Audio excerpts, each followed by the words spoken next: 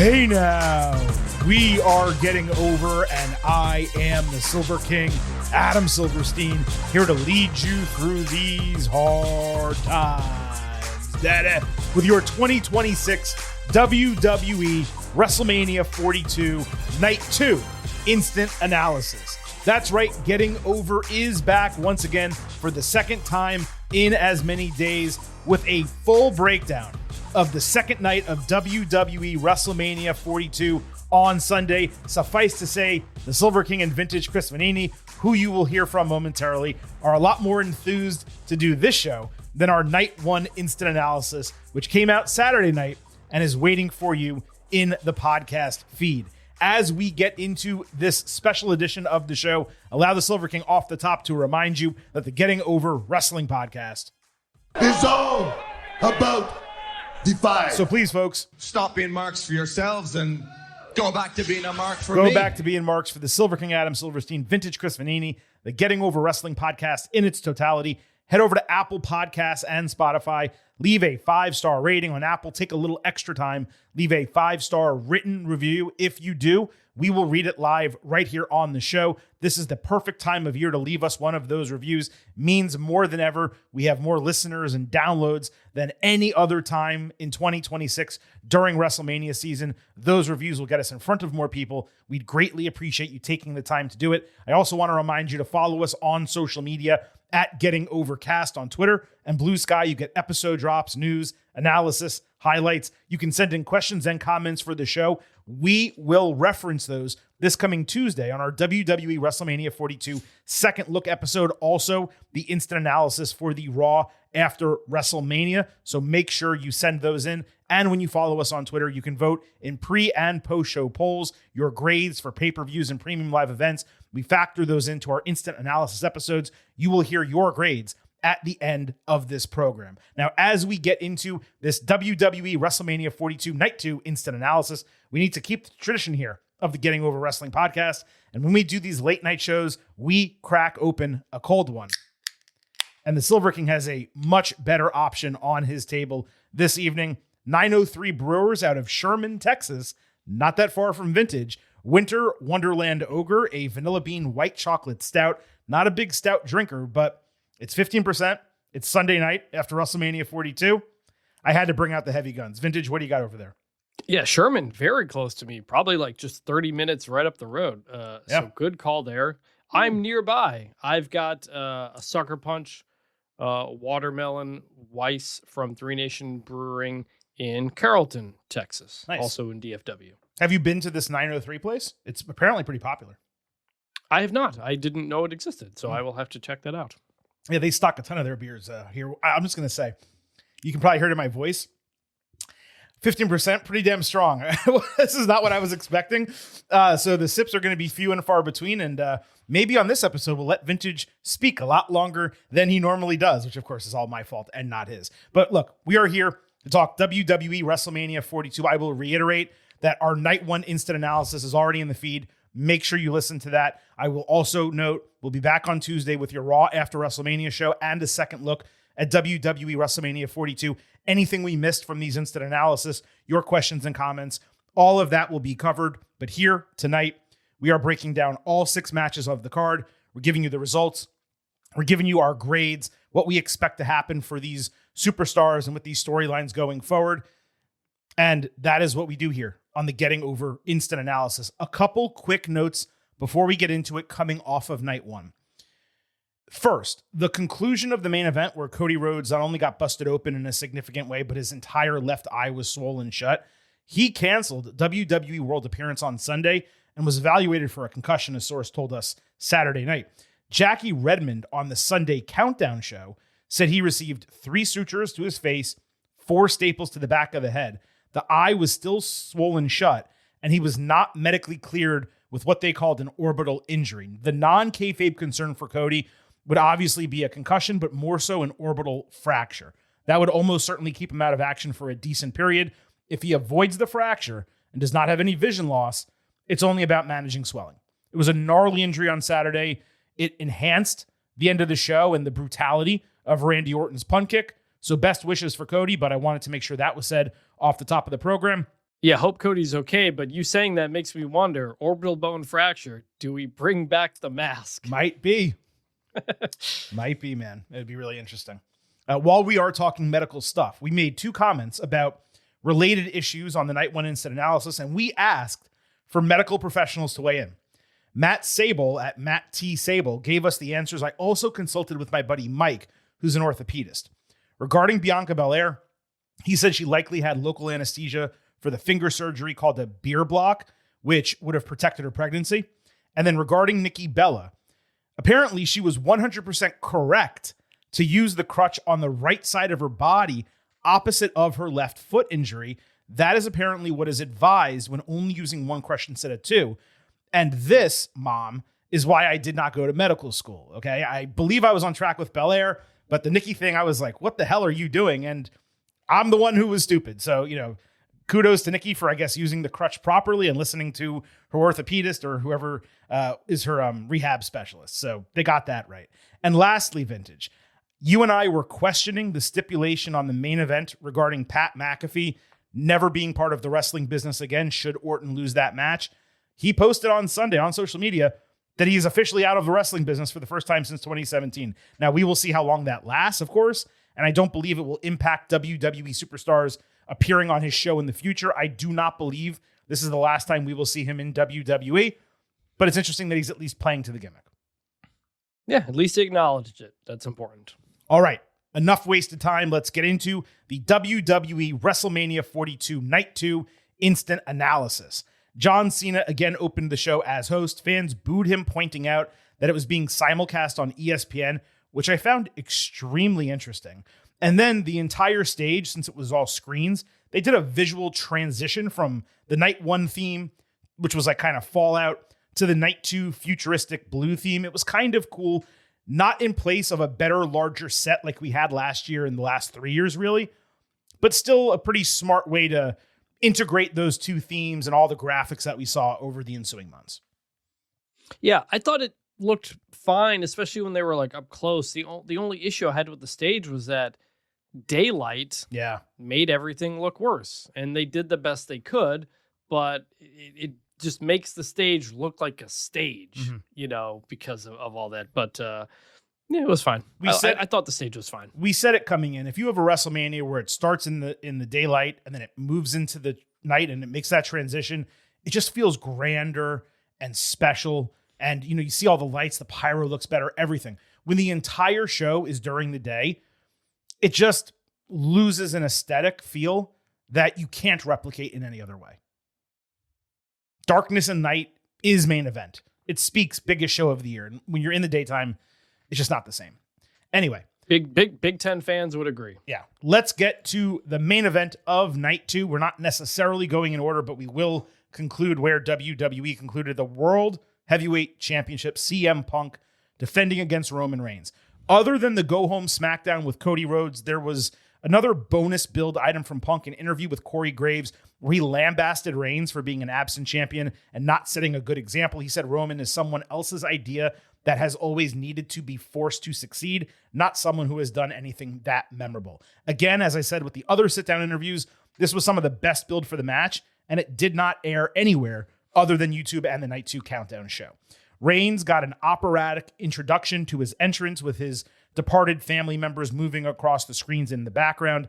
Then he walked out, and this dude looked like a straight-up Adonis. So, on behalf of all the women listening to this show, that's the most action I've had all year. Most notable, however, for this entrance is that first he came out to his name in OTC, not OTC 1 or any other bullshit, and he entered to the version of his theme that you and I both prefer, Vintage, the original Tribal Chief theme, not the overdone remix. Punk's entrance was even better. It started with, I think it's called Miseria Cantare, backing a video package. This was a song that he used when he gained popularity in Ring of Honor. Then he entered to Silence. He got to do It's Clobbering Time, Scream It Out Loud, and then Cult of Personality hit. He also wore a white jacket honoring 3 longtime WWE employees, a musician from Chicago, Harley Race, and of course, Larry. Huge props to Michael Cole, not only saying their names, but explaining what they did for WWE. during the main event of WrestleMania. That was really, really sweet to do. And it was actually one of the coolest moments across both nights of WrestleMania. The entrances and introductions, they totaled 15 minutes. The bell rang with about 66 minutes left in the broadcast, but both of them had awesome entrances. Punk's, for me, was the second best of both nights of WrestleMania combined. And I know, Chris, that you loved Reigns reverting back to the original Tribal Chief theme, not the OTC theme, the first Tribal Chief theme. Yes, the piano version. I popped huge when I heard it. I spent all the last 2 nights in the Getting Over Slack, and everybody was like tagging me about it. So thank you. I'm very glad that came back. It looked great. It feels bigger. It just feels bigger when he plays that song. It was great to hear it. He came out on the post show. We'll get to it. They played the newer version, which I don't like. But they did. Great. Yes, but please go back to the piano version. That's the champion version. Stick with it. It's great. Punk's entrance was perfect. And it's 2 years in a row that his entrance crushed is perfect. Yeah.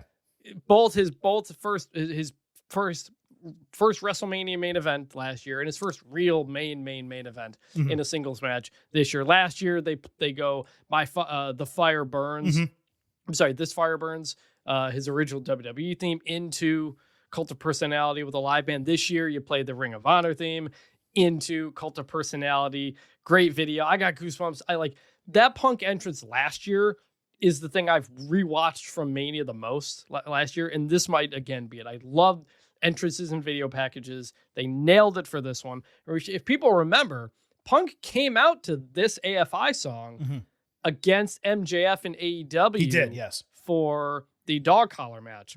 And I forgot who it was on commentary said, is this a Terminator theme? Kind of messed up the moment. Yeah, there. he's like, was this a remix to the Terminator theme or some shit like that? Yeah. So, but WWE handled it better. They just let it play. They just let it play, whether fans know what it is or not. It fit, it worked, and then into Cult of Personality was a great way to do it. So both of these entrances knocked out of the park. It felt big. It felt like the biggest thing of the weekend, and that's so important. They nailed it. The vast majority of WWE fans did not understand the reference. Zero shade meant at all. But the point is, it didn't matter. It was a great song, a great video package. The entrance was done perfectly. You're right. Back to back, Punk has had incredible WrestleMania entrances. And to be fair, they may be the only 2 main events he ever gets at WrestleMania. So you might as well knock them both out of the park. I'd be very surprised to see him in this spot next year or going forward, given his age, all the other people they're trying to platform in this company. Both were great. When we talk about another entrance later, I will ask you what your favorite entrance of both nights of WrestleMania was. So we'll put a pin in that. Right now, let's get to the match. That's what everyone wants to hear us talk about. So Punk and Reigns jawed in the middle of the ring before locking up. The early focus was on the personal heat between them, even beyond the wrestling. Every strike and move felt like it mattered from the opening bell as they expressed vitriol at one another constantly. Punk avoided the first Superman punch attempt, running through some signatures with a bulldog before Reigns avoided go to sleep by throwing Punk into the ring post, hitting a Superman punch coming back. When Roman emoted in the corner, looking up into the air to do his ooh-ah before hitting a spear, Punk caught him blind with a pump knee, shifting the momentum. He hit 2 of them, actually. Punk went to splash Reigns from the top rope onto the announce table, but Roman respawned for an apron battle. Reigns laughed as he teed off and landed 3 Superman punches on Punk, who was stuck in a tree of woe hanging outside. Punk started bleeding from the mouth as Roman picked up the steel steps and ran them into him. Commentary immediately pointed out that would normally be a disqualification, but the referee was using his discretion. It was the main event of WrestleMania. And the ref did get in Reigns' face, admonishing him, only to get scared by a feint. Reigns was acting like he was going to attack him, and the referee ran away. Punk bladed across his forehead in the interim, with commentary not even mentioning all the extra blood, which was a big miss, one of many from Cole on Sunday night. Punk took a huge shield powerbomb through the Spanish announce table, but when they got back in the ring, he was able to do a last gasp counter of a spear, catching Roman running with a GTS for an arm drape 2.95 false finish. Tremendous. Reigns avoided a second GTS, hitting a spear off the ropes for a less close false finish. Roman lost his cool, mocked Punk with his GTS hand gesture, hoisting him onto his shoulders and doing acknowledge me, only for Punk to escape with a kick to the head. Punk answered in kind with a Superman punch, for which he got nowhere near the same height as Roman when he jumps. Then he went into the crowd and stole an Ula Fala, probably from a planted fan, mocking the ooh-ah only to get caught in a guillotine when he tried a spear. Reigns attempted to ragdoll Punk while he was locked up. That allowed him to escape for a near fall, moved into an Anaconda Vice, which Reigns countered back into a guillotine. Punk used a handstand to partially escape it, but Roman booted him in the head, and then Punk fell right back onto his body for another guillotine. He escaped that with a jackknife cover. They trash-talked each other as fans dual-chanted behind them, leading to a wide variety of exchanged blows. Punk threw his wrist tape at Reigns when they both stood again, but when the referee quickly bent down to get it out of the ring, Punk landed a low blow and a second GTS for a 2.999 falls finish. Exceptional sequence. Punk then delivered on the earlier setup with an elbow drop from the top rope through the announce table. Reigns screamed in agony. Punk told the referee something, it seemed, but both continued the match. Punk landed a third GTS in the ring. He didn't get a chance to cover, though, because Reigns bounced off the ropes back onto his shoulders. But when Punk stood to land a fourth GTS, he collapsed under the dead weight due to exhaustion. Reigns caught him with a spear, but was unable to cover. Both men sat up, showing their teeth to one another. Roman was the one able to stand up first, though. He hit a double rope run spear and won the WWE World Heavyweight Championship in 34 minutes, the longest match of the show. Absolutely incredible. An all-time WrestleMania main event. And when I say that, I don't mean the greatest of all time. I mean a phenomenal match that will be up there among the greats. This was everything you could want and more. No shenanigans, pure vitriol and hatred, yet kept within the confines of the rules for 95% of the match. I will come back to that. Deep, meaningful storytelling, not only with their words, but with their actions, including in that finishing sequence where Punk's old, battered body failed him right as he was on the precipice of winning. You had a grizzled veteran using all the tricks he knows, leaving everything he could out in the ring. You had a dominant, top-tier face of the company, perhaps for the first time, truly proving himself on the biggest stage, getting actual fan appreciation for winning the championship in the main event of WrestleMania. That just has not happened before, despite this being his 11th WrestleMania main event. As I alluded to, there were two minor flaws in this match. The first being the referee allowance of the steel steps. But at least commentary explained it. And it has happened before, I believe, with Cody Rhodes and Brock Lesnar. I'm not sure why they needed to do that spot when Reigns could have just dragged Punk off the Tree of Woe and banged his head against the steps legally. So that to me was a little confounding. The second was the finish, which just kind of happened after an exhaustion spot. So it did not occur at the crescendo of the match, which is always my preference. They did it for a storyline reason, and that completely worked. But it also meant the finish was not as spectacular, exciting, energetic as it could have been. Smart minds will differ in terms of which finish would have been better. Interestingly, Punk simultaneously has an out, Reigns using the stairs. He can also claim that he had Roman beat, if not for trying to carry his dead weight, literally. Of course, he also tried to cheat himself, but that's Punk. Perhaps best of all is that this was simple. WWE did not try to do a swerve or Usos interference or some bullshit to move it forward and shock the fans, as we talked about happened on both nights of SummerSlam. It was a straightforward match coming off that confounding crap on night one. This was a phenomenal wrestling match. It was a tremendous WrestleMania main event. I don't know that either of them could have done better. 5 stars plus, A++, the WWE match of the year, and perhaps overall match of the year in professional wrestling by the time it ended. I'm with you there. 5 stars, match of the year to this point. For all the issues we had all weekend about the lack of wrestling, everything about this was wrestling. Mm-hmm. From what they did to not having outside stuff, they just gave you a wrestling match and a clean finish. They weren't out here trying to make a moment. They were out here letting them tell a story, and they did, and it's why the crowd stayed in it and stayed with them the whole time. Both of these guys gave absolutely everything. For all the talk about Punk and how much gas does he have in the tank and he looks tired, yada, yada, yada, that dude gave every last thing he had here. And the story was he still had the spirit. He just didn't have the body anymore.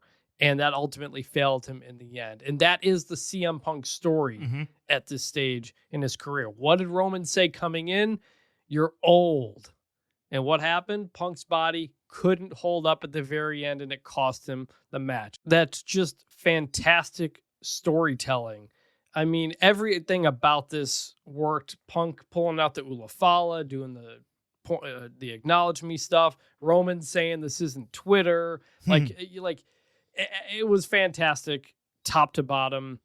Loved it. Great. Like, this is a match you're gonna want to tell people to watch. It's a match you're gonna watch back a lot. One of the best wrestled WrestleMania main events we've ever had. We're wrestlers in a wrestling ring. Let's just freaking wrestle. This is the axiom coming out of WrestleMania 42 weekend.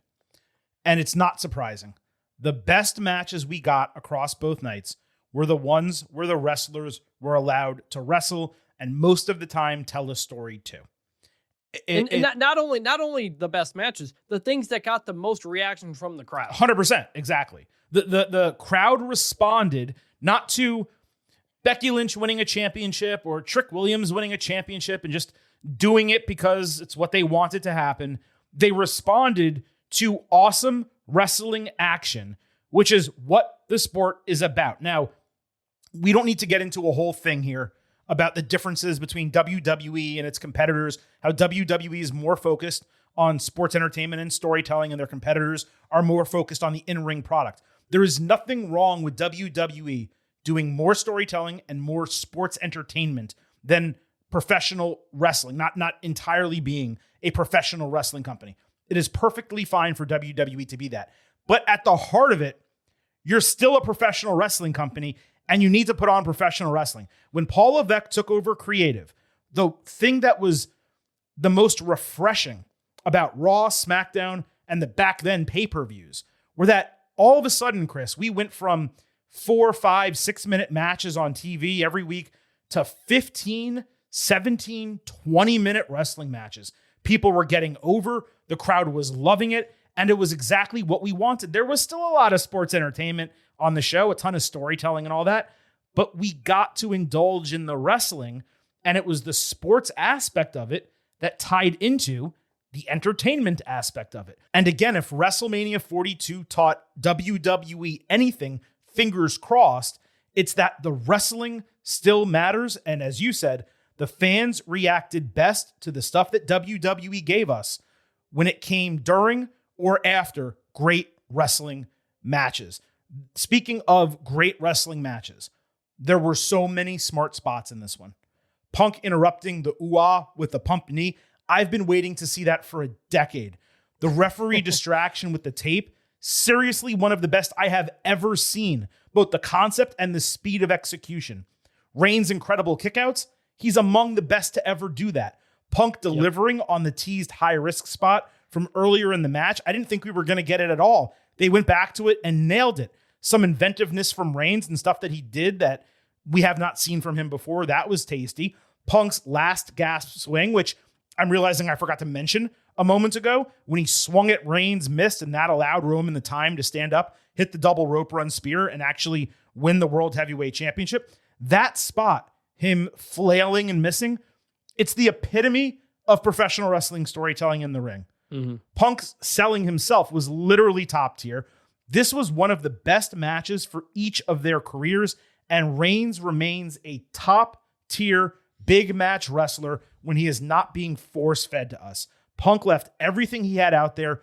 He proved to himself and anyone watching that he should have been main eventing WrestleManias a long time ago. And ironically, it ended with Punk finally making Reigns look strong a decade later. Exactly. That's what we felt like Roman had to win this match. But like when it started and how long they were staring at each other. And you know, if that was like Roman Cena, they would have tried to do the like Hogan Rock. Yeah, exactly. People turn that everybody tries to recreate. Instead, these guys looked at each other the whole time and told you a story just with those looks. And they said something to each other that you couldn't really hear. But as you're just looking at this, if you know these two guys, if you know their history, if you know Punk bringing Roman in with the Shield, and then Punk trashing Roman on his way out, and the damage that did to Roman's career to get himself back to this point as a tribal chief, and Punk's back, and here they are in the main event of WrestleMania, the thing that Punk had never done before. Like, this is why this was by far the most exciting thing coming into this show, because the story was there. The story was real, and you could feel it, and you could feel it with these two guys. And it was a reminder of why Punk is one of the greatest to ever do it. He was never the most physically imposing, was never the best worker. He was a good worker, but he's never the best. But it's not about necessarily doing the moves. It's about telling the story with the moves. And Punk has always been so good at that. And from the beginning of this, when he's like having fun and smiling and start at the beginning of it to the end when he's got nothing left, it was just such good shit, man. I don't know if we still have that drop, but it's what Punk always should have been able to do. And it's really great that he got this moment. And it's great that he got this moment with Roman. And Punk, once again, as he always does, pulls the best out of whoever he is working with once again. This is such good shit. Yeah, I mean, the truth is, he's one of the greatest professional wrestlers of all time. I'm not saying a Mount Rushmore guy. You know, people will take a statement like that and whatever. But when it comes to doing everything a professional wrestler needs to do, cut promos, tell stories both in and out of the ring, and wrestle well, I mean, he checks off all 4 of those boxes. And then, as you pointed out, will fight any opponent and give them potentially the best match of their entire career. We saw it with John Cena, Roman Reigns, Seth Rollins. We've seen it with Drew McIntyre. We saw it with MJF and other people in AEW too. I mean, it's just one after another after another. And this guy just has to get his flowers at some point to that degree, because he legitimately is an all-timer. Now, I know some of you may be listening to this and you're saying, wait, you guys are done talking about this match. You're only 30 minutes into the show. You spent an hour on Cody Rhodes and Randy Orton last night. Well, yeah, that's because when we're angry, we have a lot more to say. And we were pretty damn angry on Saturday night. Well, and that's a problem too. Sometimes you do feel bad that we have longer shows that we end up just complaining. Right. And we don't give us enough time to the stuff that is good. So I'm happy to talk about this as long as we want. But that last thing that I said and you said too, Punk getting the best out of whoever he's working with, that is arguably the most important thing Absolutely. you can do as a wrestler. Yes. This is a dance between two people, and you can do all the moves you want. Can you work with who you're working with? And Punk has always been able to do that. He changed wrestling with what he did and coming to WWE and the forcing his way to get to the top as a champion. The pipe bomb. And him quitting. Changed pro wrestling. It helped Daniel Bryan do what he did at WrestleMania 30. And so, like, there aren't many guys like that in a generation. And so Punk will be gone at some point pretty soon, probably, in wrestling. And who are the other guys to pick that up? Seth Rollins is probably one of them. But, like, there aren't that many of those guys who could always pull something great out of anything. And arguably, you could make the case, Punk and Roman saved WrestleMania this weekend. I'm not going to say they saved it individually, but they were the capper on a show that was far better in every facet. And their main event was probably the greatest differential between equivalent matches on the 2 nights, if that makes sense. Like, this they was had to deliver, so they had to effing deliver good. an A, and they delivered an A+. They had to deliver at least an A, yes. And they delivered an A++, in my opinion, A+, in your opinion. Really, we're talking about the same thing. We're splitting hairs. They did that. Yeah. Going back to the stairs stuff, because that's the one thing people will talk about a lot. Yeah, and you didn't really say anything about it. I'm curious your take, yeah. Yeah, I appreciate commentary immediately being like referee's discretion. And they said that earlier in the match, too, when they were outside the ring. One of them was like, referee's discretion, why they're not doing a double count out. It's the main event of WrestleMania. You don't want to do that. And I'm pretty sure Rock, Austin, WrestleMania 17 had something like that, where where commentary explained referee's discretion. They don't want to DQ in this match. Or no, that's not true, because they made that no DQ right at the beginning for no reason. So maybe that's not a good example, but it's happened many times before. Yeah, where something has happened and they I'm go, glad hey. they just explained it. They Because go, your hey, it's first the main thought event. is, wait a minute, that's a DQ. And the reasoning in kayfabe is nobody wants to see it end like that. So there you go. The question is going to be, does Punk use that? Because if Punk does not reference that stair spot, then as I said a few minutes ago, there's no reason that Reigns just didn't pull him off the ropes and jam his head into the steel steps, because when they are stationary, they are a legal object. Yes. So it's almost like they did the spot for no reason. I saw people saying, why didn't they just make this a no DQ match? Because that was the only spot where they needed the DQ. You know what I mean? That was the only time where it came into play. The other time was a low blow. The referee's back was turned. Now, could they have knocked the referee down? Could Reigns have jumped onto the ropes and, thrown a turnbuckle pad across the ring so he had to run and get it? And, maybe. But because they explained it immediately in the moment, they allowed no air between the move happening and their explanation. To me, it was like, okay, that's an allowance. You get one.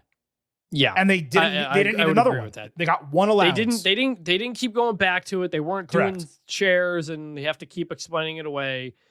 They did it once and that was it. And also, I know you cannot compare WWE to other promotions, but like Kenny Omega, Kazuchika Okada in those Wrestle Kingdom matches and all their entire feud, they would do a table spot ringside, or they would do something over the barricade. Like it happened regularly. They were outside of the ring for extended period of times. Now in New Japan, they have a 20-second count, so it's different.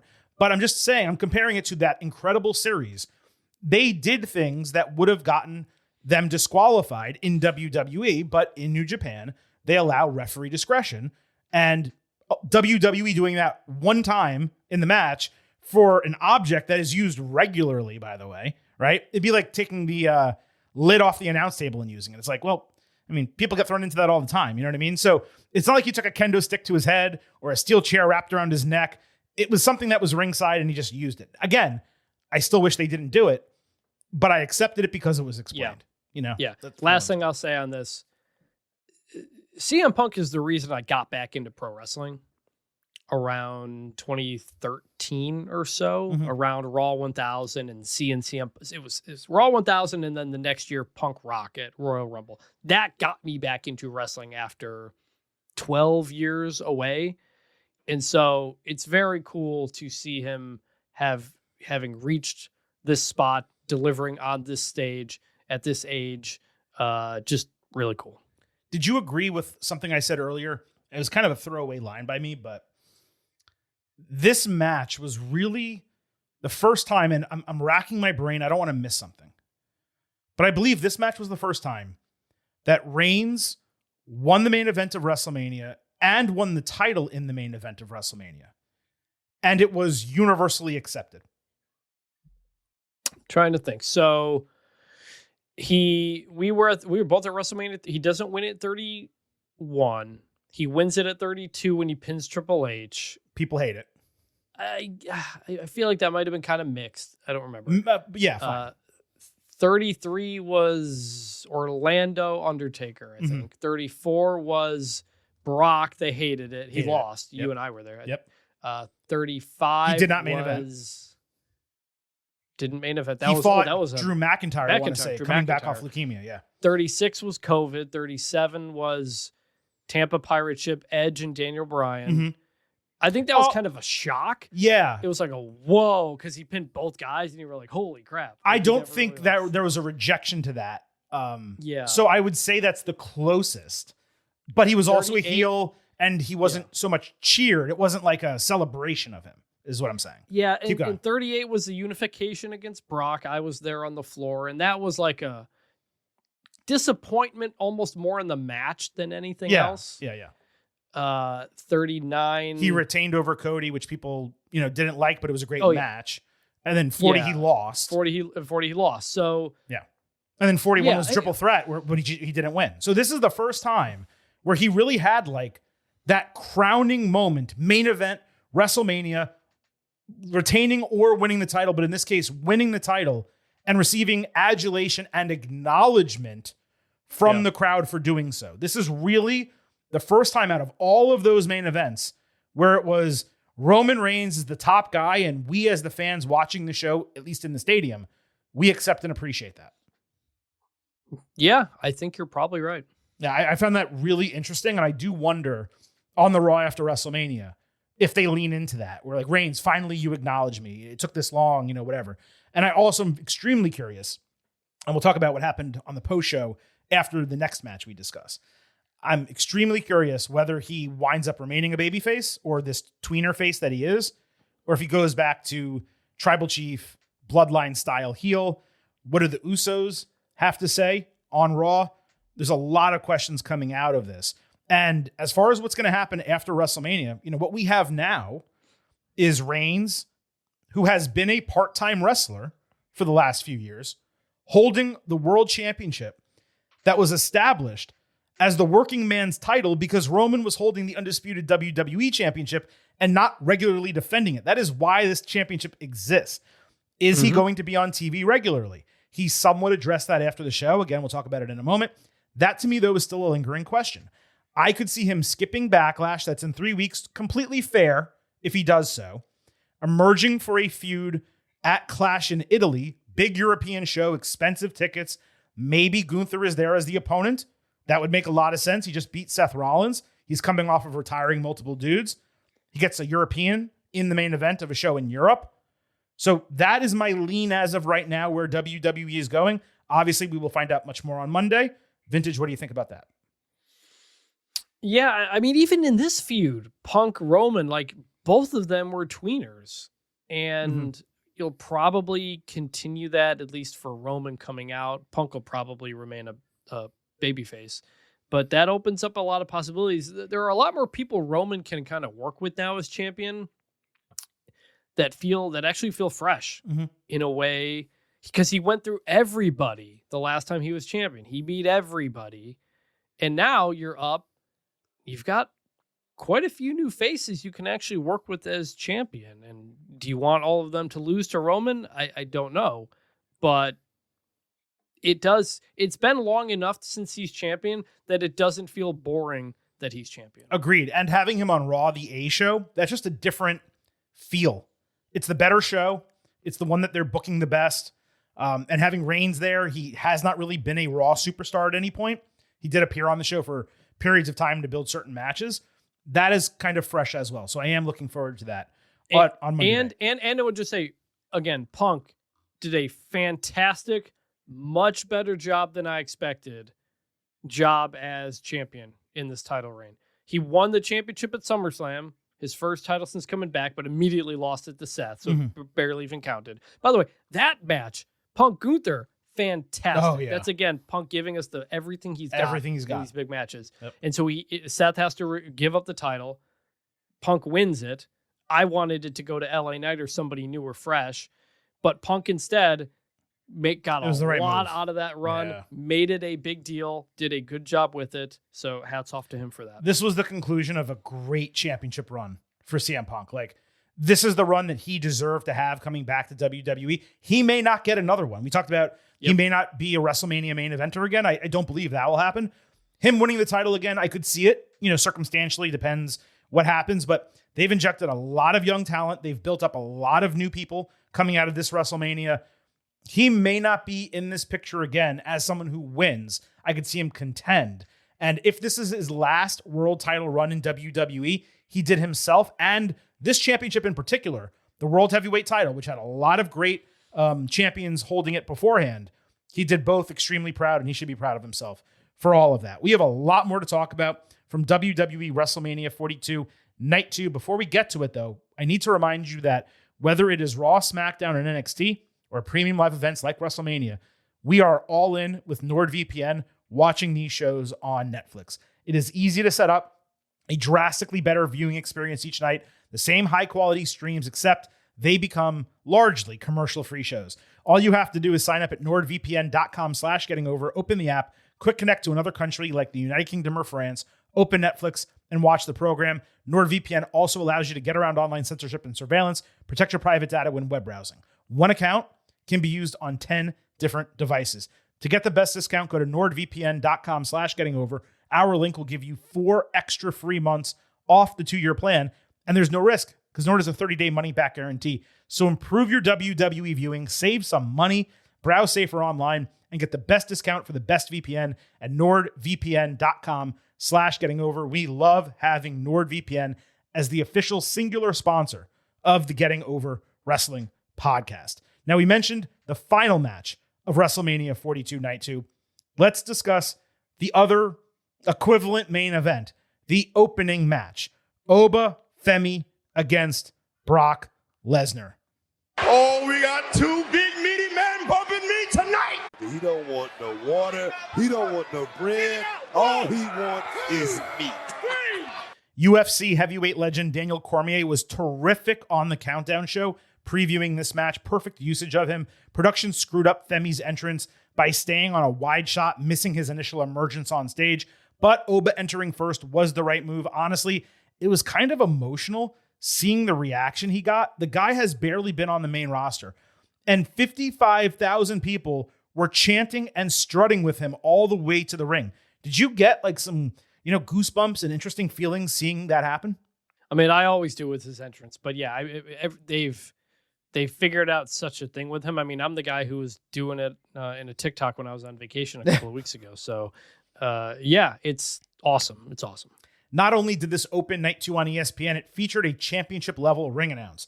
There were 2 collar and elbow stalemates before Lesnar picked Femi up and ran him into the corner, only for Oba to no-sell his strikes, shove him to the canvas, then no-sell a pair of clotheslines, and level Lesnar with a clothesline of his own. Brock lost his shit ringside, but he was able to snap Oba's neck hanging over the middle rope outside. He thrice drove him into the ring post and the steel steps. Then he hit 3 German suplexes back inside.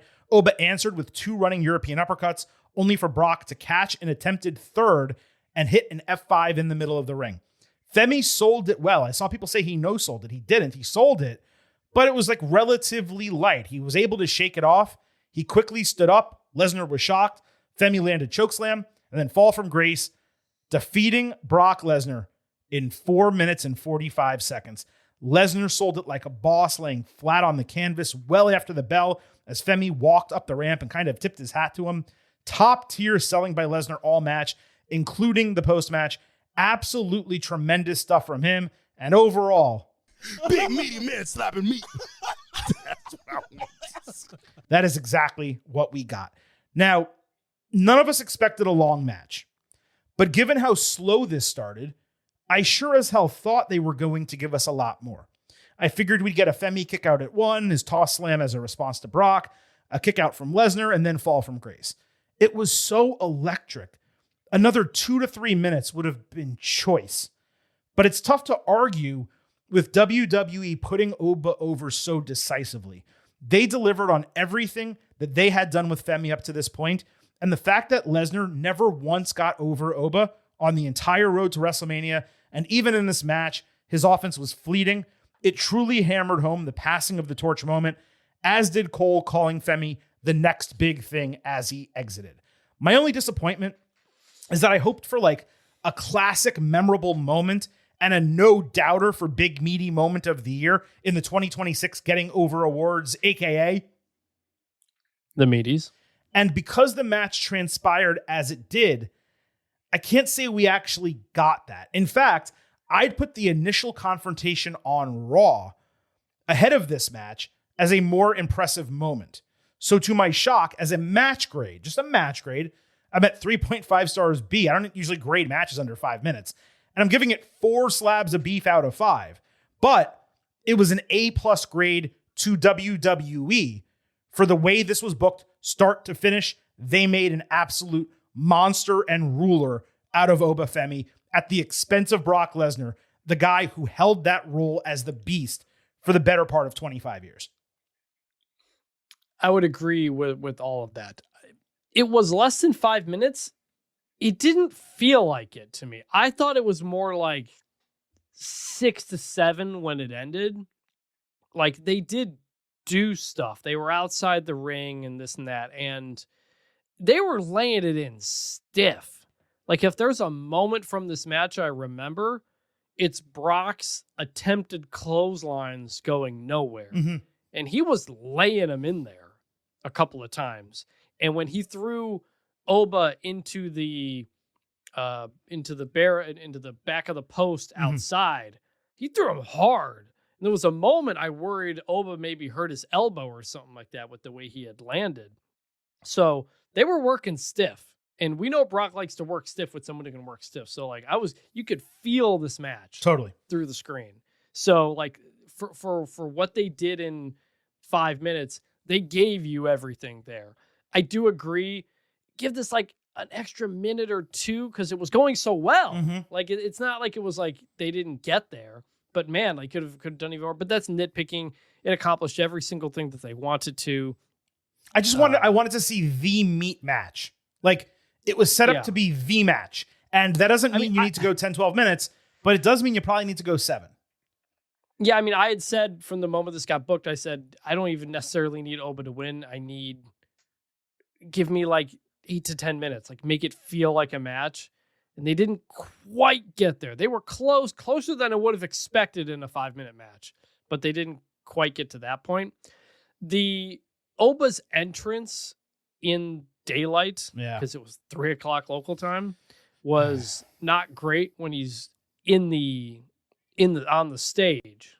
The stage again didn't look great in daylight, but when he gets to the ring and the video board is blocking out, the camera angle is blocking out the transparent roof, and he's bathed in the light, that actually still looked really cool. Yeah. So part of the entrance did ultimately look really good. Once Oba exited the ring, Brock took off his gloves, threw them on the canvas, started crying. Then he unlaced both of his boots, put them in the middle of the ring, waved goodbye, hugged Paul Heyman, kissed the apron, and exited. Fans chanted, "Thank you, Brock," and then "Thank you, Lesnar," in succession as he walked up the ramp. The whole time this was happening, as this segment kept getting extended and extended and extended, I was waiting for Gunther's music to hit.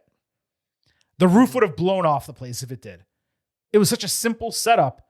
You don't get to leave on your own terms, not until you faced me.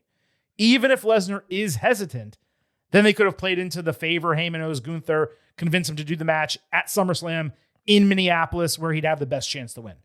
Perhaps because that event is 3.5 months away, this was a reason to write Lesnar off TV for a while until Gunther calls in that favor. Or perhaps this was it for Lesnar.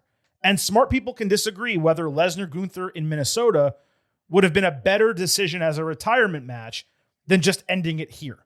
But Brock deciding he cannot measure up anymore after being so thoroughly outclassed by Oba in the entire lead up and in the match itself, that landed this moment even harder and perhaps established Femi even stronger, that this guy, he went out on his shield. He realized, I cannot compete anymore. This is the next big thing, and I am not. And if I'm not going to be that, there is no reason for me to be in the ring anymore. So I'm of two minds. I think the Gunther thing was just ready-made as Lesnar's retirement. I don't believe he needed Oba to be that person. But if this was the effect of retirement, it's kind of cool that he did it his own way, that they didn't build it up as such, and that WWE is now moving on from this guy. I don't think this is it. Now, like every time Brock loses one of these matches, he like hangs around in the ring for a while and people wonder if it's going to be retirement. I saw that at WrestleMania 38. Now, he doesn't let me correct one thing. You say every time. But the one time he really did that was SummerSlam with Roman Reigns, where he stood at the top of the ring that was moved, you know. Yeah. So like, but he didn't take it to this extent, obviously. Right. This was an extreme. Hugging of Heyman. Yeah. It went to another level. My feeling on this is twofold. One, this was Brock's kind of realization that he's not it anymore, and a farewell for his last WrestleMania, and a babyface turn. So when Gunther calls him out, he's already the babyface, and people will be rooting for Brock to win. He'll put his career on the line or something, and people will be behind Brock, and Gunther ends it. I think that would make sense story-wise. Yeah. I'd wondered, can he lose to Oba and lose to Gunther? I don't know, but the way they did this, if this is going to be the only thing he does, this and one more match at SummerSlam, and that's it, it works. You could also have him beat Gunther at SummerSlam and then lose a rematch at Survivor Series or something. I'm just saying you could, because Gunther, all he's done has been successful. Series. or another show. I'm just saying, like, have him win at home and then do it again. Because you're saying he's going to be a babyface going into the match. He would get a massive pop as a face. People, look, for all of his legitimate issues off screen, and, we'll talk about that a little bit in a second. The fans love this guy when he's a babyface. We've seen it. And if you're going to put him against Gunther in Minneapolis, of all places, like where he became a thing in the public zeitgeist, like that would be an opportunity for him to win. I'm not saying that they should do that. I'm just saying they could. That's all. But you don't. But it's like you don't need him anymore. The only purpose of Brock Lesnar is for him to put over the young guys. 100%. And that's what this would accomplish. That's why beating Gunther wouldn't do anything, because you're just beating Gunther for him to then lose to Gunther later. Right. And that's just not helping. So it would make a lot of sense, though, to do that match. Again, you have Gunther face Reigns, clash in Italy. Roman wins, knocks him down a peg, immediately comes back, beats Lesnar at SummerSlam in his hometown, or his, the place that he made his hometown. Immediately gets, leveled back up to that guy who retires people, the Legend Killer, or excuse me, is that, what was the name that they were using? The Career Killer. Career Killer. Yeah, that brings him back into the Career Killer mode, knocked down a peg, immediately brought back up, reestablished, and then he goes forward and wins the title by the end of the year, or let's say, early 2027. So I could see that happening. I did, on my point of it was kind of a babyface turn at the end there, I did wonder if for a second if he was going to F5 Paul Heyman on the way out. Interesting. I didn't think that was going to happen, but I thought he might. I did think we were going to get Gunther. I thought he was going to open Yeah, it would have made sense. Wait, it would have made sense for Gunther to come out. Hold on. Let me fix what I was saying. I really thought he was going to enter on one of those moments and, challenge Lesnar, and Brock might even say no, and then it would be a thing over the next couple of months. That would have been good. But I was wondering too, does he come out and just face to face him? Does he come out and challenge him directly at SummerSlam tonight? Because then they're selling the tickets at SummerSlam. Building to it. They just went on sale. Yep. Like, do you just book that now and help the tickets? But they didn't. If this is truly the end for Lesnar, as Nicole clarified as much later, at least in kayfabe, from an in-ring standpoint alone, guy was an all-timer, a legitimate GOAT as a big man, brought a legitimacy to WWE and its main events that simply did not exist before him. We all had our problems with how Vince McMahon booked him as an absentee champion, and the feud with Reigns was not only never ending, but largely ridiculous. But the guy had so many incredible matches and moments. You need more than two hands to count them. Certainly questionable bringing him back, given he's named in the Janelle Grant lawsuit. The initial match with Cena was an absolute joke at WrestlePalooza. But looking at the totality of his career as a performer, Brock Lesnar's one of one. And the fact that we had him so long in WWE, there were probably more frustrating spots than there were bright spots, but those bright spots, man, they shined. And Sunday night was one of them. He's potentially one of the greatest athletes in American history in terms of athleticism relative to his size. That vertical leap to get onto the mat from the floor, it's really hard, let alone for a guy his size. Yeah. So, I think WWE eventually got the most out of him the first time around to have him beat The Rock, to have him choke out Hulk Hogan. Like, they really went all in on him. Then you kind of have that falling out and everything. He eventually makes his way back, immediately loses to John Cena upon his return, which is a problem.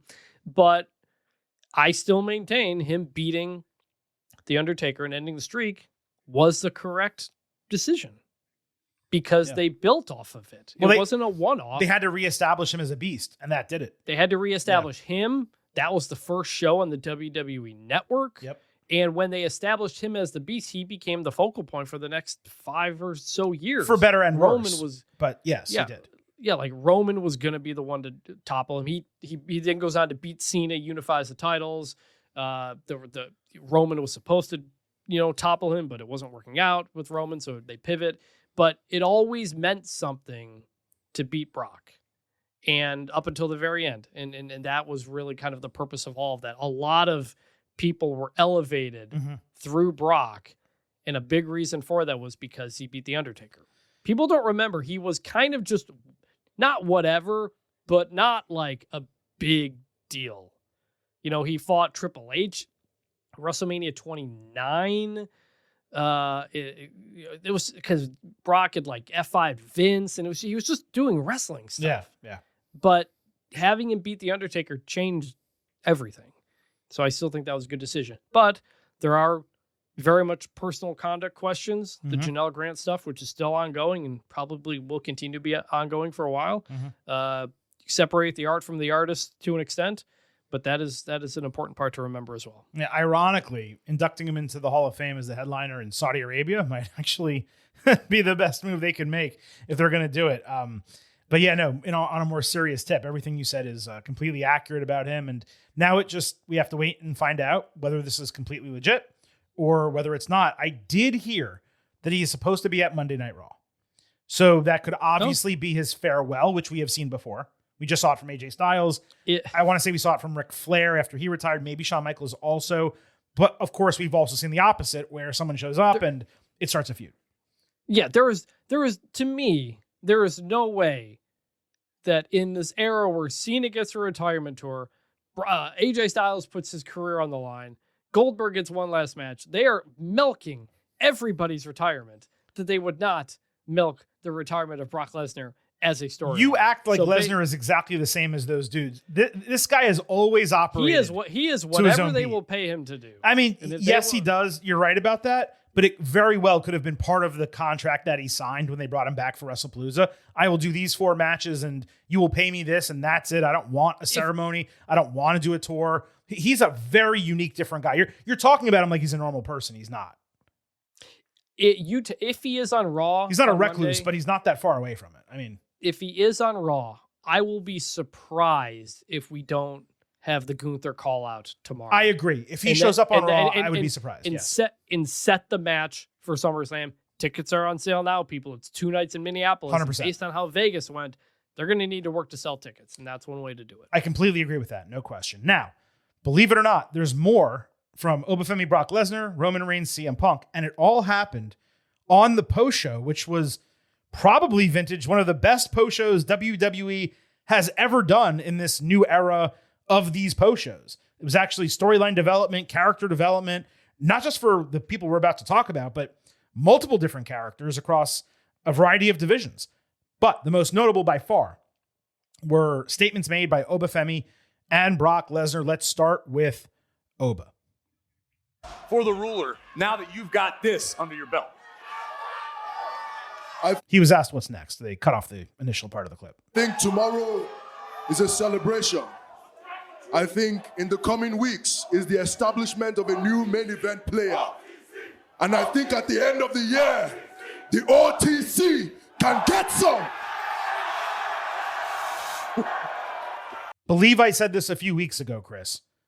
If I had the book, I would have Oba win King of the Ring, an event made for him at this point in his career, and then fight Roman Reigns at SummerSlam.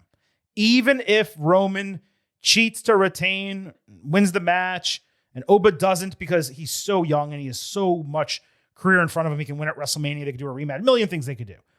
You could have Oba win that match, but even if Reigns was to retain the title there, I still believe that's the booking everyone wants. You want to talk about selling tickets to the point you just made? Roman Reigns, Obafemi, main event night 2 of SummerSlam. That's going to get the job done. And to that point, before you respond, Reigns made a surprise to me appearance on the post show as well. He said he respected Punk as a competitor, just like boxers and fighters do after their matches, even if he might not see eye to eye with him as a man.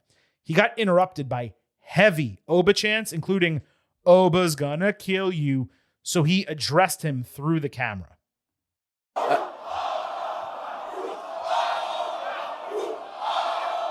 Right now, he's staring down the crowd first. That intrigue you at all? Oba had a big night. What was your reaction to what you saw in that opening match?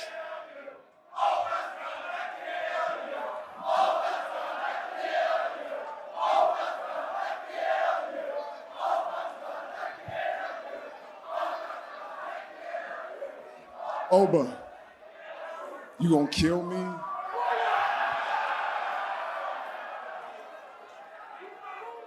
See, you seem still a little fresh in this business. You did a big thing tonight, but I've done that many times. Roman. And I done it with the title on the line. I did it, I took it, I defended it. Let's see how you do through the summer. Let's see how you do. And then we'll know if you can step up to the greatest of all time. People on the desk there needed to shut the hell up and let this guy cook. But anyway, Oba and Roman kind of going back to back, teasing something. Obviously, he said through the summer. That would lead you to believe through SummerSlam and then come out on the other side of that. Possibly Royal Rumble winner into WrestleMania next year. Do you think they can wait that long? Yes, I think I can. I mean, Oba's still so new. Yeah. He's only done a couple of things on the roster and he hasn't had long feuds, long matches. Like, Oba's a star. He's going to be a superstar. We know that. I just hope they don't immediately turn him into Brock Lesnar, where he's only the special attraction or doing squash matches. Mm-hmm. Like, he's still new to this. I've watched him a bit in NXT, not nearly as much as you. Like, he's done longer matches, obviously, and stuff like that. But, like, we know he can talk. But he, like, there's still a lot to just kind of get on the tracks, so to speak, just get experience in a lot of different things. So in the meantime, just like have him do stuff like that. He can have someone who's a little annoying bug to him that he can't just swat away and he has to figure out another way to get around it or something like that. So I can they? Yeah, absolutely. Oba's got a long path here. Yeah, I know people are foaming at the mouth for WWE to strap The Rock to Obafemi. They already have. Yes. Right? He does not necessarily need to win the World Heavyweight Championship or the WWE title in 2026 or even at WrestleMania 2027. Probably before the end of next year, he definitely needs one. But you saw it with Gunther when he went to the main roster. You could have him win the IC title and be a dominant champion for a long time and just completely murk everyone in the mid-card, open challenges. I mean, you do so much stuff. And then maybe even you have him keep that title all the way until he is ready for that main event. I'm not saying he's not ready right now. If you want to listen to people who are all in with Obafemi, Vintage Chris Vanini and the Silver King Adam Silverstein, we are at the top of that list. And yet even we are saying it's okay if they want to be a little bit cautious and not strap him up right away. He has a long career in front of him.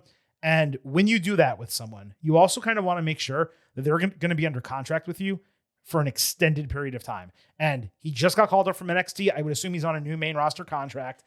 That may be a 3-year deal at very good but not amazing money. If you're going to make him your heavyweight champion, you may want him on like one of those 5-year deals where the dude's getting paid and he's comfortable and you know he's going to be around for a long time. So there's a lot of business considerations to keep in mind about that as well. One other thing from these post shows, we have 4 more matches to cover.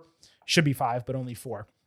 Reigns suggested that he was going to, quote, fix all the part-time crap. He said we would see him all summer. For what it's worth, the first day of summer is June 21st. That's 2 months from now. So are we not going to see him until June 21st? I don't think so. My guess is he was just using that, colloquially to say, hey, this next season, you're not going to be missing me anytime soon. But it is notable the summer's not for 2 months. I like that he said that. I thought that was important. I was actually booking in my head something along those lines. It was actually not even involving him.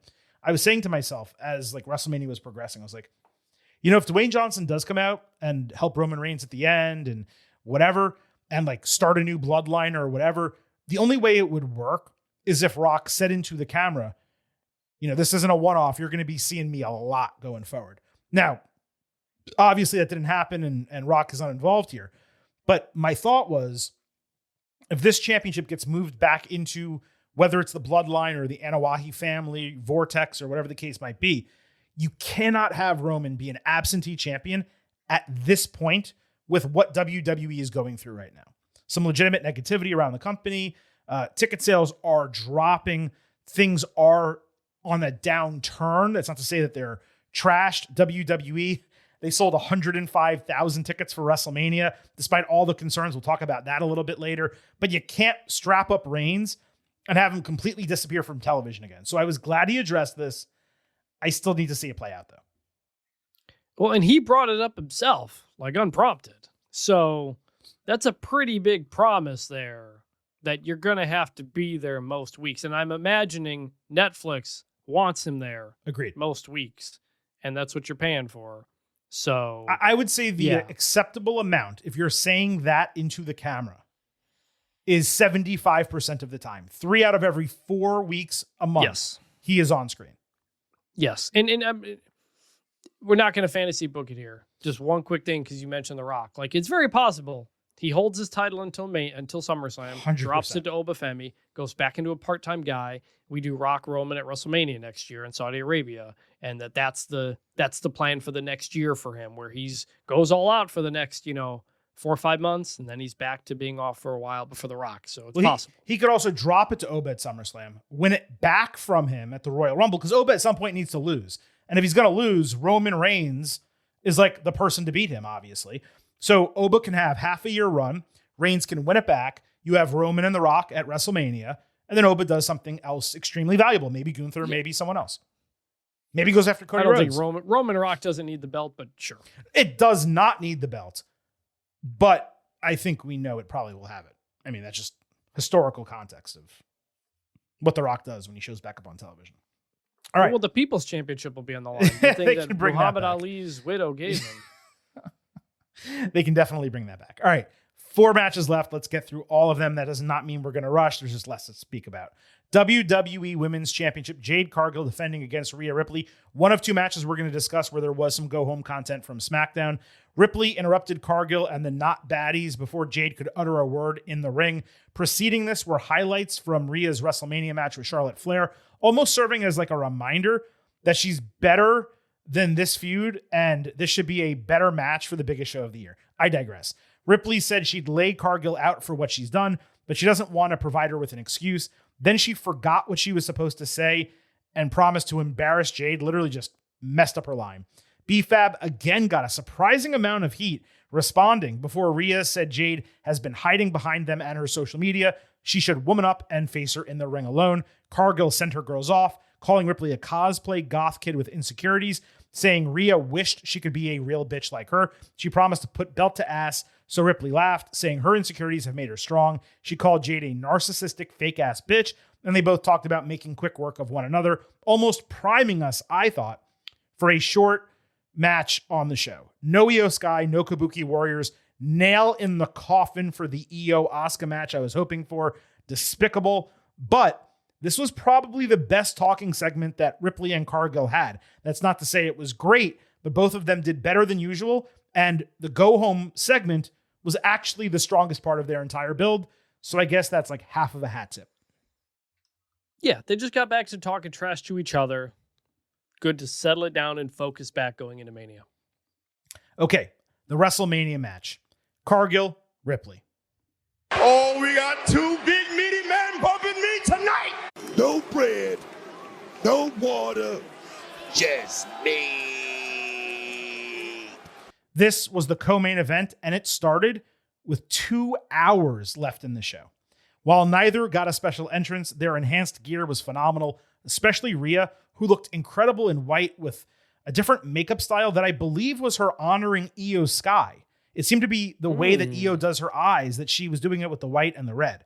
Jade basically got 0 reaction from the crowd, mostly apathy. Started surprisingly well, with Jade pouncing Rhea off the ropes into a power slam, then countering Ripley's attack into a crossface. Ripley stunned Cargill with a couple well-placed high kicks before doing an electric chair front slam.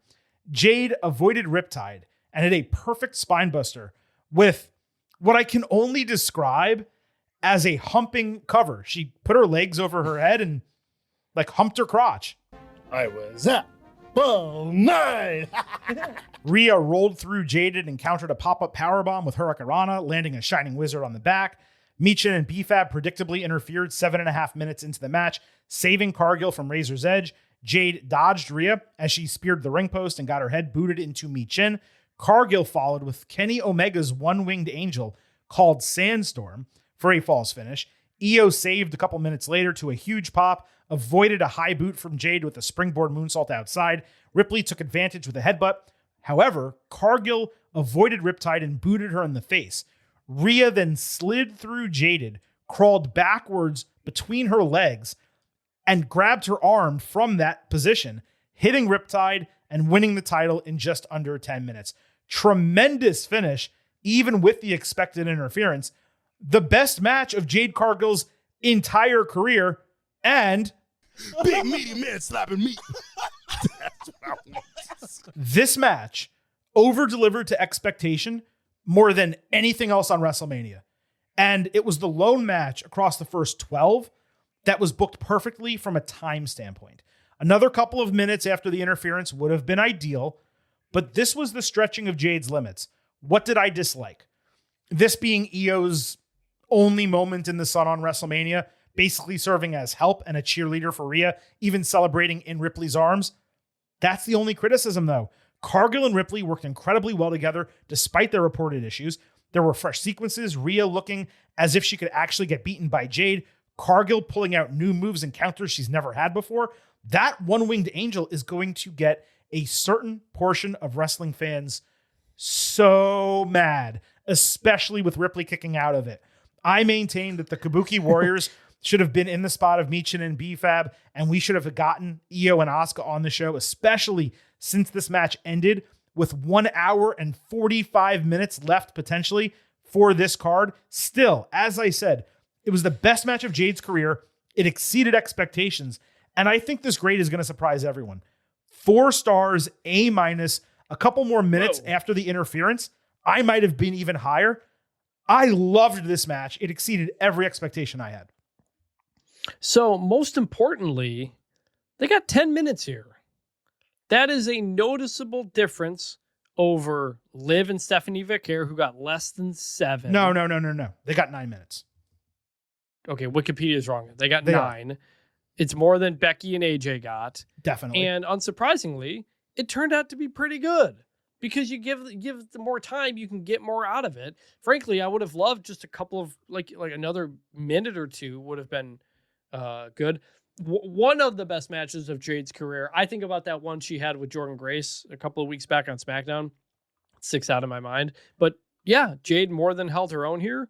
And I thought the finishing sequence to this was awesome. Yeah. I was like, whoa, like that was a really well executed, difficult situation between two big wrestlers, and they did a good job with it. So I thought overall, good match. I'll probably give it like 3.5, 3.75. I don't know if I'd go 4, but it was way better than I expected. It got more time than I expected after what happened on night 1. So yeah, it over-delivered. What I liked so much about this and why it was different from those other women's matches you mentioned, and quickly, I know that everyone is putting 6:51 for Stephanie and Liv for their match. Yes. I timed it live just because I was doing it. I do it for like my notes to say how long it goes, not so I keep track. I'm not trying to like show off or criticize WWE or praise another company for long or short matches. I just do it because it's part of the breakdown that we do on the show. I had 8 minutes plus, and I don't know how it's a 2-minute differential and how that's become the time of record, but okay, I digress from that. The reason why this was so good for me is because even unlike the Stephanie and Liv match, whether you think it was 7 or 9 minutes, doesn't matter. This was 10 minutes. I don't want to call it a sprint because they're both big women and they didn't like go crazy like we've seen in other sprint matches, but there was never a down moment here. It was constant action, meaty spots. They were pouncing each other, laying it in pretty damn hard. And that finish was excellent. 10 minutes, if you consider 90 seconds of interference, that means they got 8.5 minutes to actually wrestle each other. And that closing part, it was excellent. I know it was rehearsed and I'm sure they practiced it and got it. Okay, whatever. It's wrestling. The whole thing's predetermined. I don't give a shit about that.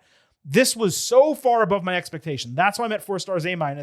Maybe when I watch it back, we do our second look, I regrade the matches. Maybe I'll be a 1/4 star lower at 3.75. But I'm giving flowers where they're deserved. Mm-hmm. For the only women's match on this card, I'm thinking back really quick. It was the best women's match on WrestleMania, and we thought it was going to be the worst. Probably in terms of just bell to bell, what we got. Bell to bell. A funny thing about Jade doing One Winged Angel, of course, is that Jade came from AEW. Well, that's what I'm saying. People are going to be so mad about that. I would bet you that maybe I'm wrong. I would bet you she's trained with Omega a couple times, and maybe he even taught her that move. I'm not saying it's definitely true, but even if that's not true, the fact that she came from AEW and did One Winged Angel and then Ripley kicked out of that move, people are going to be so freaking mad about that. Ridiculous. And I'm okay with people being mad about it, by the way. If you're like a Kenny Omega fan, and I'm not. It's not Kenny Omega. She's a different person. It's not her finisher. It's not a super kick though. This is like I can differentiate a super Dragon kick Lee does the Styles. Hold on, Dragon Lee does the Styles Clash, and people kick out of it in WWE. The guy just retired. People kicked out of it. People kicked out of the Styles Clash in WWE. One Winged Angel, but he also uses his finisher. One Winged Angel has just been booked at an elite level. No, totally. You know? But it's when Omega delivers it. It's like when Shawn Michaels does a super kick and then Dolph Ziggler does a super kick, or Jey Uso does it. It's a different move. If you want to say One Winged Angel is not much different than a Michinoku driver, like okay, like you. What I'm saying is, it's not her finisher. She's not an expert delivering it. Omega is. It's a different situation. I know. How about this? How about this? I get your explanation. I understand your explanation. Seth Rollins does the stomp. It is his finisher. Very few people kick out of it. Jon Moxley does it as a signature move. Everyone kicks out of it. That's why no one should be upset about this, but they're going to be. It's been kicked out of a lot more than One Winged Angel has. Literally, yes, it has. It's not just that. What you're missing is, yes, you're right. The stomp has been kicked out of a lot more than One Winged Angel because it's, let's say, 5 versus 0 or 10 versus. Totally. Right. It's never been kicked out of. I get it. But it's not his move. That's the only reason. My point is, Moxley does it in every match, and everyone kicks out of it. No, I told your logic. I totally understand your logic, and I agree with it in almost every situation, other than it is unique in that it's never been kicked out of. It is for Omega. Yes, I agree. Yes, totally. One other item to discuss from this match is that before it began, Cole introduced a random rich fan who was literally sitting on commentary with him and Wade Barrett. Now, the guy did not have a microphone and he did not speak, which thank the Lord, because I might have lost my damn mind. But still, despite all the ads and the promotions and the bullshit that we had to deal with, while this was not intrusive, it came across as maybe the greediest part of the entire show from a TKO standpoint. How did you feel about it? So when we first saw him, I thought, this is just a whole nother level of greed that we've never seen before. Right. That we have a women's championship match. He had a headset on. He did. So like, I thought he was going to like talk, and I was like, this is going to be the worst thing they've ever done. And instead he didn't say anything. So I was like, okay, if you're going to intrude, if you're going to make however much they made, $1 million or whatever from him just sitting there, and you just introduced him for a quick second to promote your priority pass, like, I'm okay with that if he ain't talking, because like it's different. Like when the ads are giant and distracting on the barricades and stuff, that impacts my enjoyment of a match. Someone just sitting there silently doesn't. Now, this specific guy, for people who don't know, go for it. Please. He's the CEO of like a metal scrapping company that he got from his family, and a bit of a restaurateur as well. And then he got into crypto apparently, and he's reportedly a billionaire. He also served 8 months in prison for check fraud back in like 2008, I think.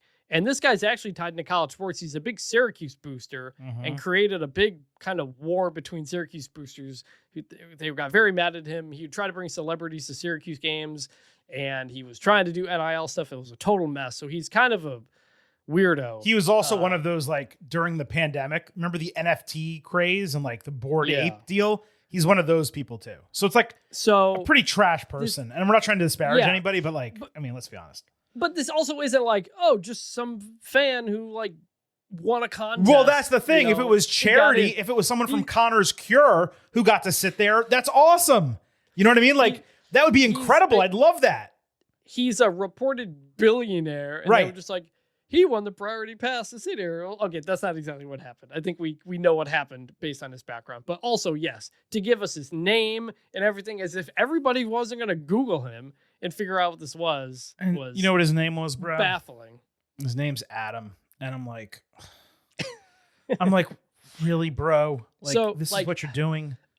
Ultimately, if he's just going to be there and be quiet, I don't like it. I can deal with it by basically not having to deal with it. All right, here's the thing. More or less objectionable than Slim Jim tables? Ooh. Like on principle, it's more objectionable. Okay. In practice, it's less. I'll agree with that because I hate seeing the Slim Jim tables so much. It ruins it. Yeah. When you pull something out, a weapon, and it's sponsored, it just kills the reality of it. It looks like a toy. It looks like the toy. It looks like a toy. It looks like something you'd get in a kit, at WWE shop or whatever. It was frustrating. Ripley, by the way, was so natural and charismatic on the post show. This is the woman who we should be seeing talking on television. Full of personality, carefree, excited to be out there. WWE, they need to do whatever they possibly can to bring this side out of her because it is so much more attractive and believable as a character than the canned mommy is on top. I'm going to dominate you. I'm going to make you my bitch. Scripted lines. I don't know if you got to see the Ripley portion of the post show, man, but she's sitting there. Her shoulders are back. She's leaning back in the chair. She's talking to all the guys. And it's like, where's this woman on television? This is a real person. This is the person I want to root for. It's the Rhea you get in interviews that you see sometimes. Unbelievable. And that's post Judgment Day. It has been difficult for them to kind of find what else is Rhea Ripley because this is WWE and they want you to hammer home your catchphrase every opportunity you can.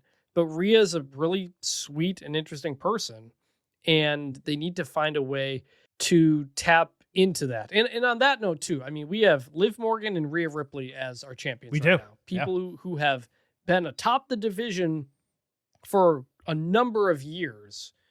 How do you feel about that? We came in with Jade and Stephanie Vaquer. Neither title run was going very well. Rhea was obviously doing the tag team stuff for a while. It felt like coming out of this Mania, they're trying to reestablish the women's singles titles because you've got those two, plus you've got Becky Lynch with the IC title. And, probably doesn't mean good things for the tag division, especially since there's a non-team holding the belts. But just kind of what do you make of that group being on top again in the singles? Let me be clear. I know you were not saying they're the same, but the Vaquer and Cargill title reigns not being, let's say, successful for completely different reasons. Cargill had no one to defend against, wasn't defending her title, was barely a blip on the radar, and did not get over. Vaquer got completely over. She had multiple good matches with Raquel Rodriguez. Nikki Bella wasn't even that bad, and she had a couple other bouts. It just didn't hit the way we wanted because there was no consistency. And I wouldn't say completely over, but yes. No, but she's over with the fans. I mean, the fans love her. Yes, but not at the level of a lot of other people. Oh, I mean, not at the Rhea Ripley or Io Sky level at all. But I'm just saying, or Liv Morgan level. I'd say she's 4th or 5th, somewhere around the AJ Lee level is what I would say. But the larger point is that Vaquer's was a lot more successful than Cargill's apples to apples. And despite that, both of them needed the titles to be taken off of them. That way the division could reset, which is the point that you're making. Yes. I like that Ripley and Morgan are the champions. What the entire situation revolves around, though, is who's going to step up as their challengers, because there are so many women still locked into that tag team division. It's kind of nice to a degree that Io and Ripley are technically separated based on brand. Whether that continues or not, we don't know. But there's a legitimate opportunity to have a great Raw women's division that perhaps ends at SummerSlam, meaning like the next 3 months of storytelling, 3 to 4 months of storytelling, perhaps ends at SummerSlam with Liv Morgan and Io Sky. And we're talking about a huge match with two of the top women in the company on that show. That'd be incredible. Over on SmackDown, it's a much more difficult calculus, but they can easily split up some of the tag teams they have. They can bring people over from NXT. They have a lot of options over on that brand. But the women's booking on SmackDown has been horrendous for the better part of a year. Ripley being the champion helps. It doesn't solve the problem of there being a lack of contenders for her. So it's a wait and see approach as far as I'm concerned. I agree. We're only halfway through this WWE WrestleMania 42 instant analysis, but I do believe these next three are going to go a little bit quicker. Intercontinental Championship, Penta defending against Javon, Evans, Dragon Lee, Rusev, JD McDonough, and Rey Mysterio in a ladder match. This was the second match on ESPN. Dragon, McDonough, and Rusev had their entrances cut. In this case, I was okay with it. It preserved match time. Penta had a tremendous skull mask, probably a relation to the Mortal Kombat 2 tie-in. Unfortunately, Yes. all three luchadors were the exact same shade of red, which may have been for the movie, but it was ridiculous visually. It made no sense whatsoever. Rey countered a Styles Clash attempt into a failed 619. Cool early sequence. JD took a nasty back body drop into the side of a leaning ladder. Evans got tipped off a ladder, but used it for a tope con hero. Then he did a springboard clothesline, knocking McDonough off the main ladder. Rey then dropkicked Dragon as he was moving a ladder, leading to a sandwich 619 in the ladder. Super inventive spot. Dragon responded by dropkicking Rey as he was hanging from the rungs of a ladder. Penta leapfrogged Rey over him for a seated senton outside the ring, taking Rusev off the apron through an elevated ladder. When Rey and Dragon again battled, Lee countered a Mysterio Hurricanrana attempt off the ladder into a Styles Clash. Then McDonough took him off a ladder with a high Spanish Fly. Penta then eliminated JD with a Mexican Destroyer into an elevated propped ladder. Javon wound up hanging from the title when Rusev pushed the ladder away, but he just kind of fell. Nothing really happened there. However, Evans respawned, pulled Rusev off the ladder with an OG cutter from the top rope. Penta then took out Javon with a step-off Mexican Destroyer using the ladder as leverage. Kid sold it like a dead body in the corner. He was all twisted and contorted together. That led to Penta climbing and grabbing the strap to retain the Intercontinental Championship as Rey and JD made a last-ditch effort to get into the ring. I loved seeing that. I hate when people just lay down outside and let someone go and win. They actually were trying to stop him. A title change might have been enticing, but you and I had this right, thinking it was either Javon, Rey, or Penta coming out of this. Even though neither of us picked the retention, we split our picks between Javon and Rey. This was fantastic. When it ended, it was the match of the weekend.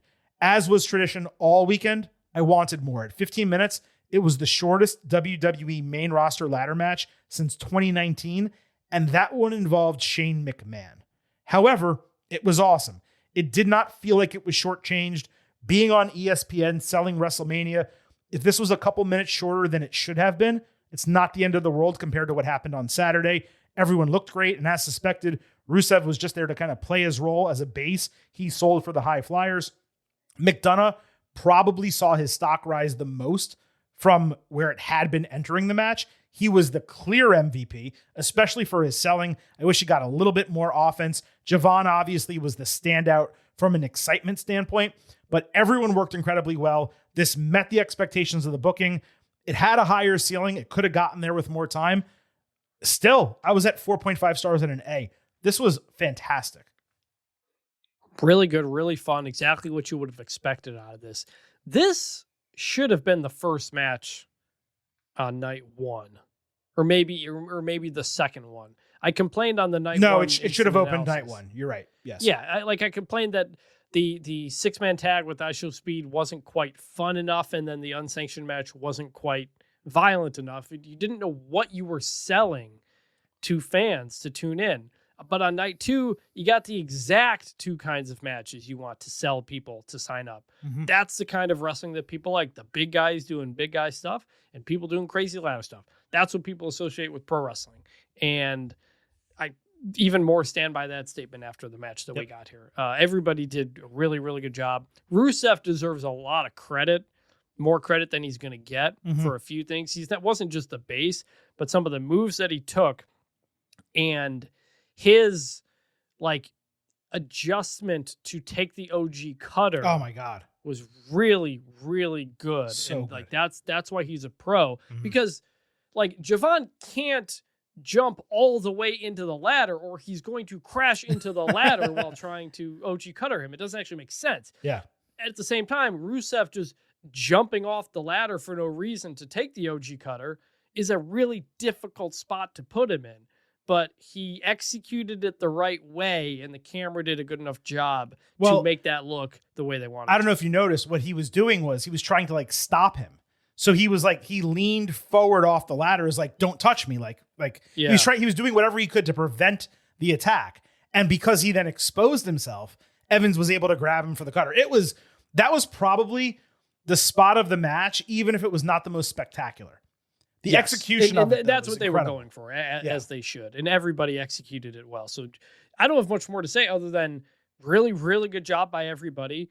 I'm kind of surprised Penta won, but this further establishes this as a really good Intercontinental Championship run that further establishes him as a very important singles wrestler. Yeah, it's interesting because, we're talking about Obafemi. We don't know technically what show he's going to be on. I assume it's going to be Raw, but you need him to probably win the Intercontinental Championship, I would assume. I mean, they could just keep him separate and have him go for the main event and do all that. But if you do have him win that title, it means a lot less, even though Rey Mysterio is a legend and a former World Heavyweight Champion. He's diminutive. Javon Evans is as well. And Oba and Javon had a long feud in NXT that did not get resolved the way it should have, with Javon winning the title off of him. So you don't want them to fight for a long time. If their plan is for Oba to win this title, Penta getting a long run with it, or not a long run, but a solid run with the title, retaining it in a multi-man ladder match, which almost never happens, especially on a major show. That is a really good way to continue establishing him as champion. You give him another month or so, potentially Oba takes it off of him. If not, then you could have him lose it in a singles match, whether it's Javon, whether it's Ray, whether it's a heel or someone else. I like the fact that they didn't take it off Penta. We thought he might be a little bit of a transitional champion just to do something exciting at WrestleMania. I mean, he has had such a great run since debuting with this company. He deserves this. Like, there's no question about it. He was great in the match also, as was everyone else. I was totally fine with that. And I want to just quickly double back to something that you said.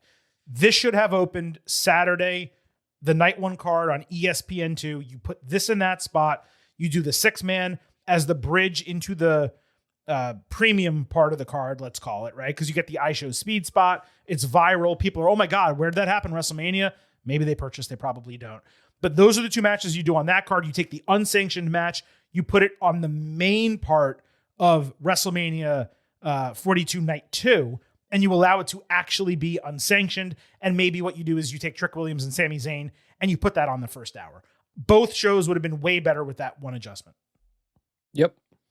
Moving on, Finn Balor, the Demon, against Dominic Mysterio in a street fight. That stipulation was added on the Countdown show, mostly because Dom kept complaining to Adam Pearce. Upon hearing this, I was less enthused initially for the match. I wanted to see them wrestle straight up. I thought this spoiled whether there'd be some interference or some type of excuse provided, but I was keeping an open mind still going into the match. Awesome entrance for Dom, coming out, sitting on an Aztec throne, getting led to the ring by 24 luchadors waving a variety of flags. He threw the mask he initially wore right at Cole, which sent Barrett into hysterics. That was really funny.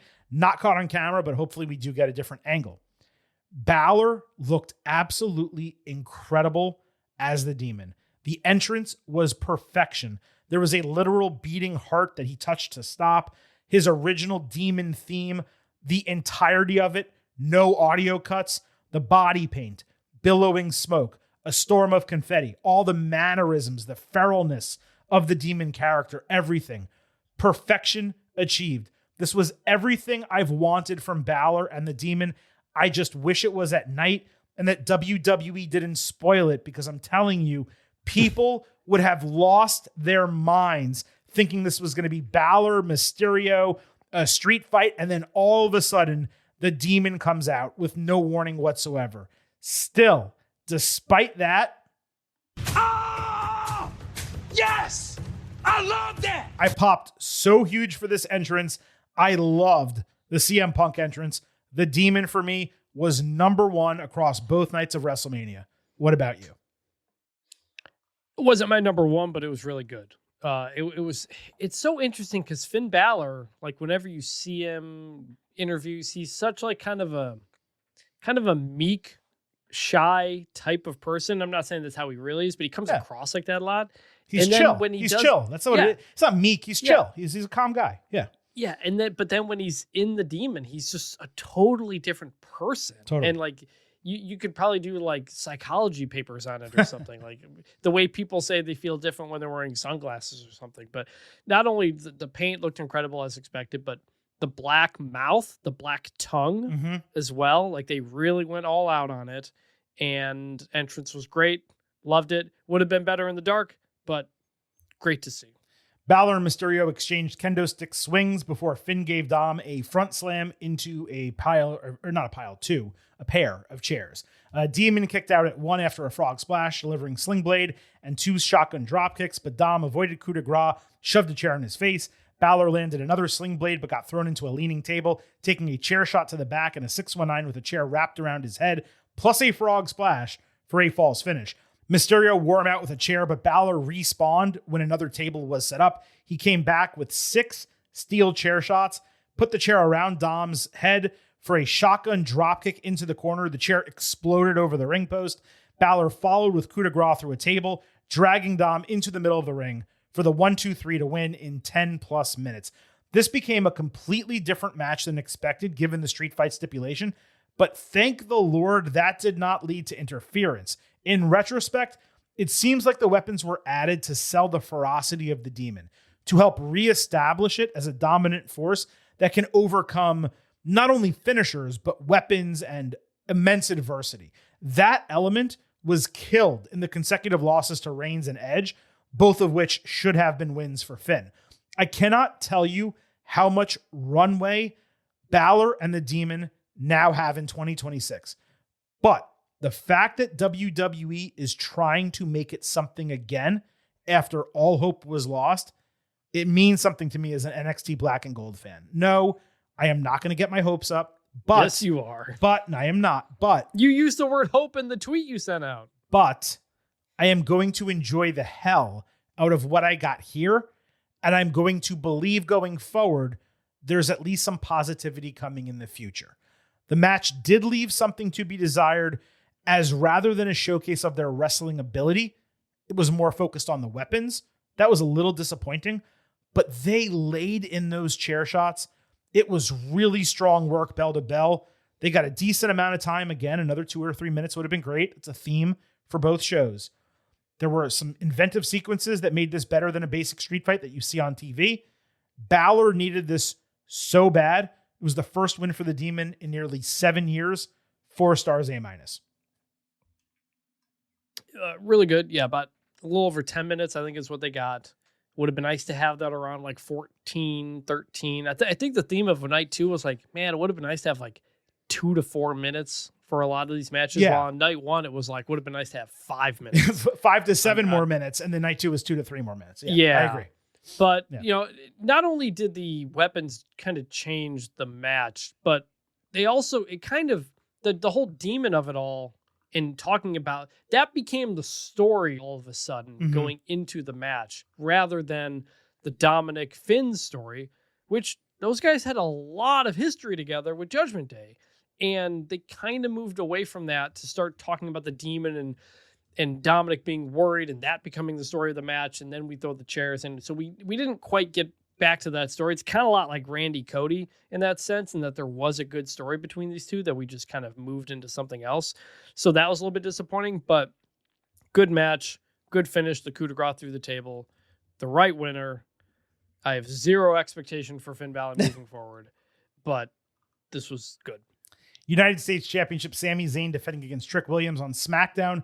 The crowd chanted for Trick for nearly 3 full minutes. Williams said he wasn't there to joke around, but talk his talk seriously after Zayn hit Little Yachty with the haluva kick last week, hurting his chances at WrestleMania. He dared Sami to meet him in the ring, but instead a dancing gingerbread man came out to Zayn's entrance. Trick spoke to him like he was Sami, wondering if his feelings were hurt that his diehard fans are all in Drury Lane, a reference that fans did not get. Zayn came out and got booed as this kind of tailed off, saying he's glad Trick is having fun and not taking Mania seriously because he's not having fun himself. As some fans briefly chanted, "We want Mello," Sammy again spoke about his diehard fans and got STFU chants, which was interesting. He got distracted by the gingerbread man, telling Williams that he hasn't shown anything in the ring over the last 4 months, even if he's gotten over with the fans. Sammy said he once thought Trick was the future, but now he sees a punk rookie who will realize he's facing one of the best to ever do it at WrestleMania. Williams said Zayn is crashing out. He joked about the water bottle smacking shtick and kind of sunned him a little bit. Sammy ended a brawl with a clothesline over the ropes, and then he hit the gingerbread man with a haluva kick. Williams caught him with a trick shot. When the mascot's head spun around in that prior move, you could tell it was a white guy. So we didn't get a Yachty reveal like I expected the entire segment. I thought Yachty was in the costume, but he wasn't. This was up and down. It started horribly. The gingerbread man did make me laugh. Zayn did well getting heel heat. Williams' response promo was way better than his initial promo. And then the end was kind of paint by numbers. For me, it just reinforced everything I have said for weeks. This match did not need the title, and a Carmelo Hayes final match against Ilya Dragunov, as one example, would have been far more interesting.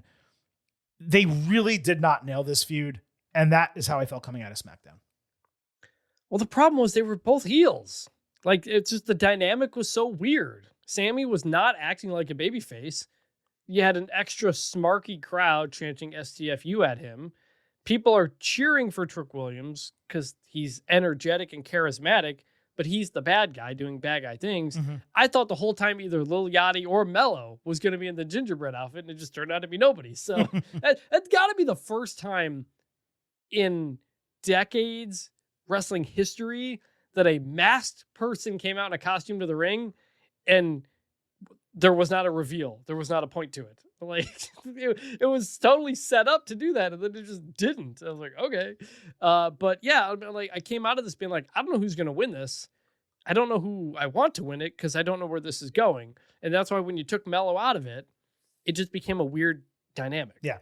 So Yachty obviously led Williams' entrance. He came out with an extreme train like a bride would have attached to his white coat. I wish Yachty had done the Booker T like call and response stuff. Rather than he just like kept talking and ranting as they entered, he completely killed the flow and aura of the, whoop that trick chant and all that stuff, right? Yes. This has been a problem since he's been showing up, is that people want to chant whoop that trick during the theme. Right. And he would sometimes talk over it, even sometimes when he's just going, what, on the offbeat, right, which is probably the better way to do it. Even that, though, is like, it's kind of just ruining the flow of the entrance. He just needed to be, sorry to interrupt you. He needed to be Booker T. He needed to take Booker T's cadence and do it live. Like, what? Oh yeah, man. Oh yeah, man. Like if you do that, then the whoop that trick is going to get even louder because everyone recognizes it. People do the chant because they watch NXT and they know what it's supposed to be. Yeah. People are trained for, like, they're conditioned on entrances. And right. Anything that makes it a little bit different, it fucks it up. A lot of people will stop just chanting what they're supposed to be chanting. Yeah, totally. So Willie was hot out of the gate with a trick slap, neck breaker, and leap over bookend. Zayn countered a trick shot attempt with a blue thunder bomb just 2 minutes into the match. Sammy got heat going after Trick, and even more when he blindsided Yachty ringside, chucked him into the barricade. Williams got driven multiple times into the ring post, ate a brainbuster on the ring apron, plus a haluva kick against a barricade that Cole called a boot.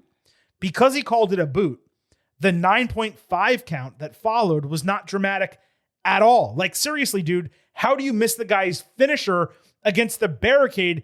The question should be, is Trick about to get counted out and lose this match? Instead, it was, why did it take him 9.5 to recover from a boot?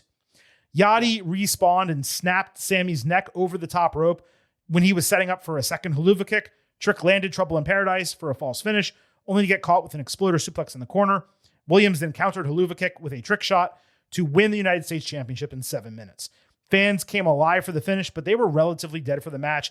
They actually did nice work while Sammy was the aggressor, but you could tell from that first blue thunder bomb 2 minutes into the match that this thing was not going to go long.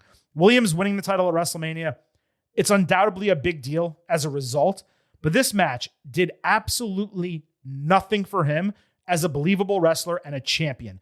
He beat a guy who beat Gunther at WrestleMania, and it didn't matter. He could have beaten anyone on the roster. He could have beaten Akira Tozawa in this match, and it wouldn't have mattered. It's just the fact that he was the United States United States champion. He didn't fight through any adversity, didn't look particularly good in the ring. That's the whole purpose of having him work a match with Zayn on this stage. And then he just won the title. 7 minutes of wrestling in the first 30 minutes, the top of the hour, exclusively on ESPN Unlimited. Did not have high expectations for this match going in, so I was not let down. But at the same time, it should have been 3 to 5 minutes longer. It was extremely similar to AJ Lee and Becky Lynch on night one in that regard. As was the case constantly on Saturday, the match felt like it was just hitting the second or third gear when it ended.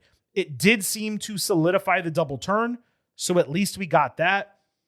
3.25 stars B. I'm still salty that Carmelo Hayes and Ilya Dragunov died for this match. Would have been a good four-way to have those. Yeah, it would have been a guys gret four-way. Getting 15 to 20 minutes, you know? Yeah, this felt just like Stephanie Vaquer versus Liv. And AJ Becky and all those, yeah. Well, no, but specifically because you're kind of trying to create a crowning moment for somebody. Like Liv has won it before, but this is supposed to be a big. This is supposed to be a huge moment for Trick Williams. He wins his first singles title on the main roster, does it at WrestleMania, but it was over so quick that you never fully got invested in, especially because from the very beginning of the match, people didn't know who they really were supposed to root for. Like they were rooting for Trick, but they didn't feel like they were supposed to root for Trick.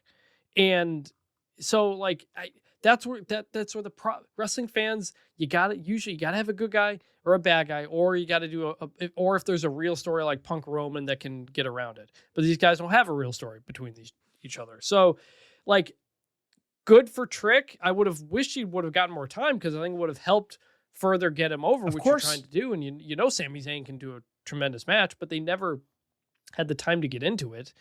And so like, okay, like good for Trick, but you feel like you could have done more for him there. And this whole Sami Zayn US title like stick made no sense. What was the point of it? What was the point of him taking the title off of Mello as a heel Transitional to then champion. Lose it to Trick? But if you had done Trick Mello, there's a story there. People would have gotten into it. You can't do Trick Mello because you can't bubble that up again until you're ready to like do a long feud with both of them. The problem is they had established a Sammy Trick rivalry on television for 2 months.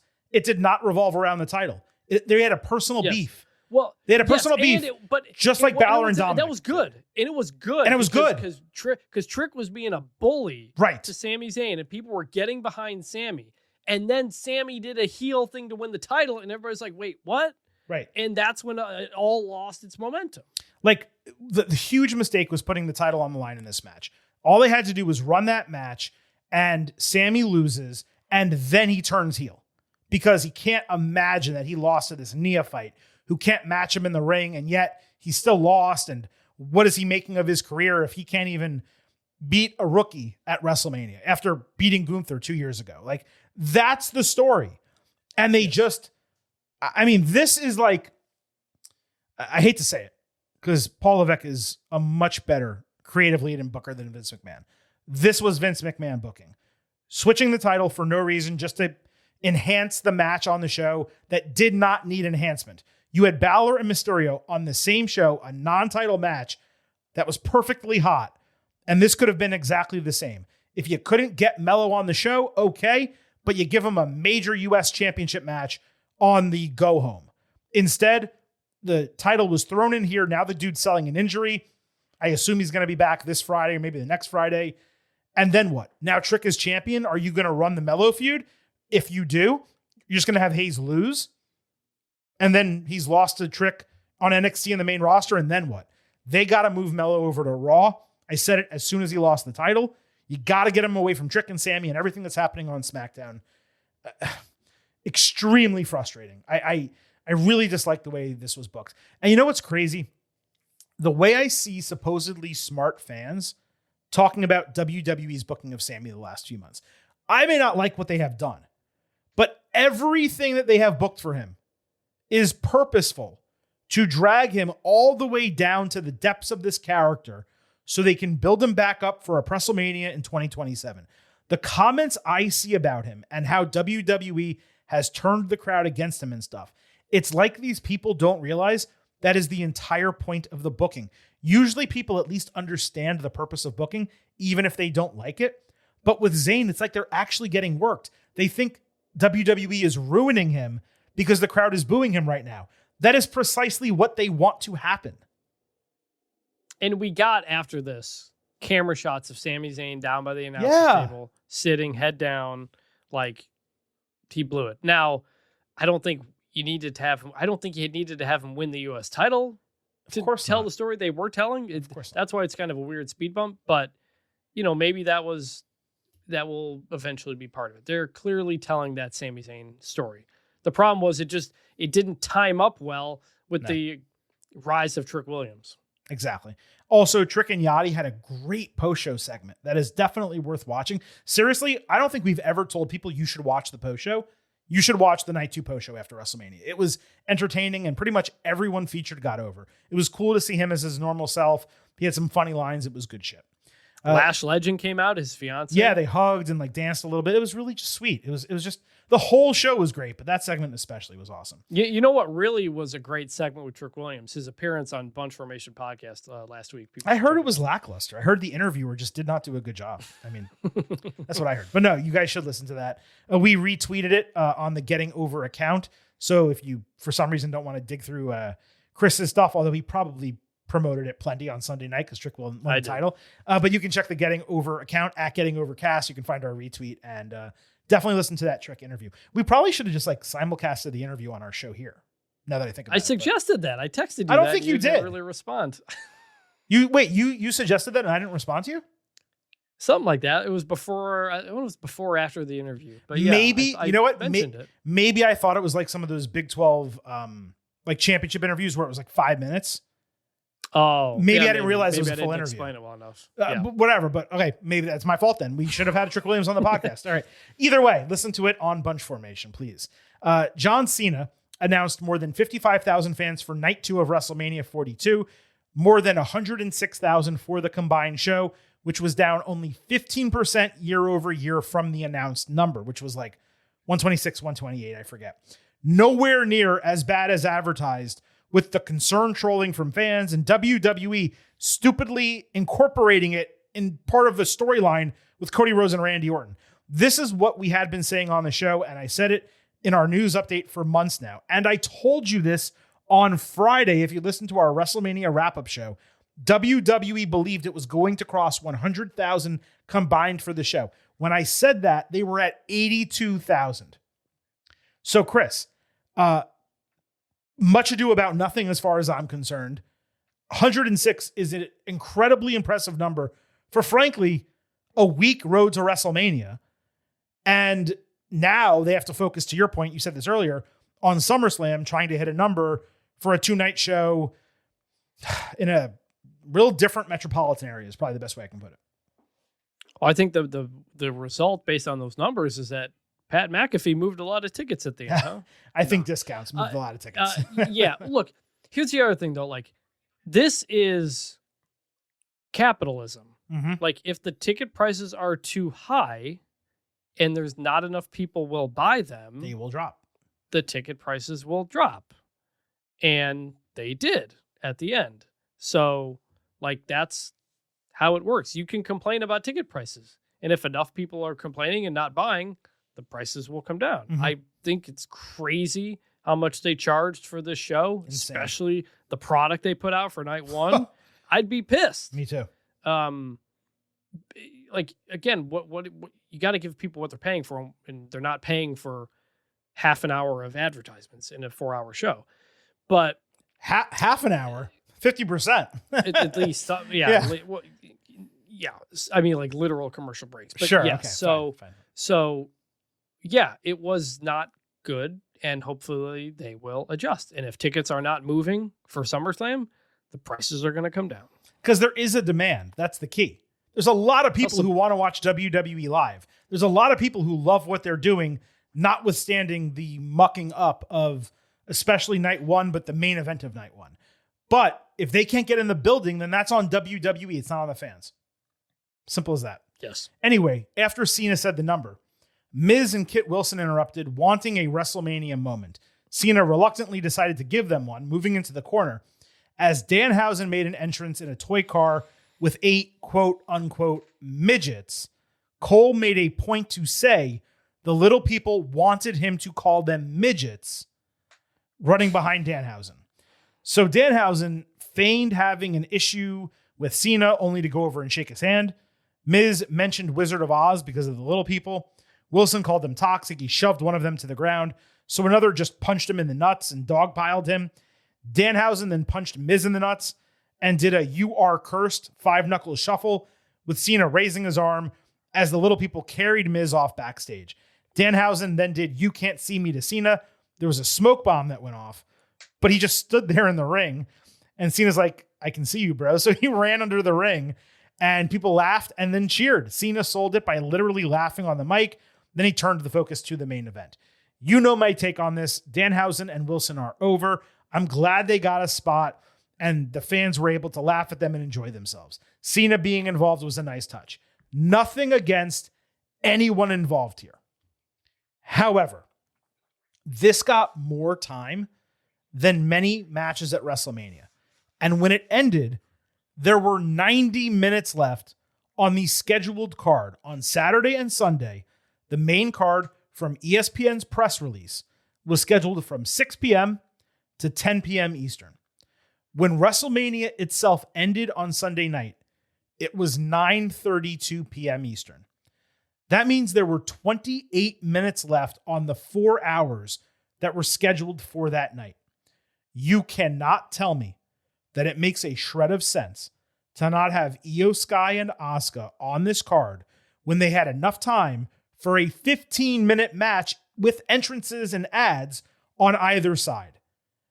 And that was when the show ended. There were 28 minutes. And who says it needs to end at 10 p.m. sharp either? Why are you ending WrestleMania at 9:30 on a Sunday and leaving off the Io Asuka match that your fans were screaming to get, particularly considering it would have been easy brownie points coming off all the complaints about not only the road to WrestleMania, which you could plan for, but night one overall. It was simply stunning to me that WWE booked this card 1 match and 30 minutes short for no reason whatsoever. Night 2 was great. It kicked the shit out of night 1. We're going to grade it in a moment.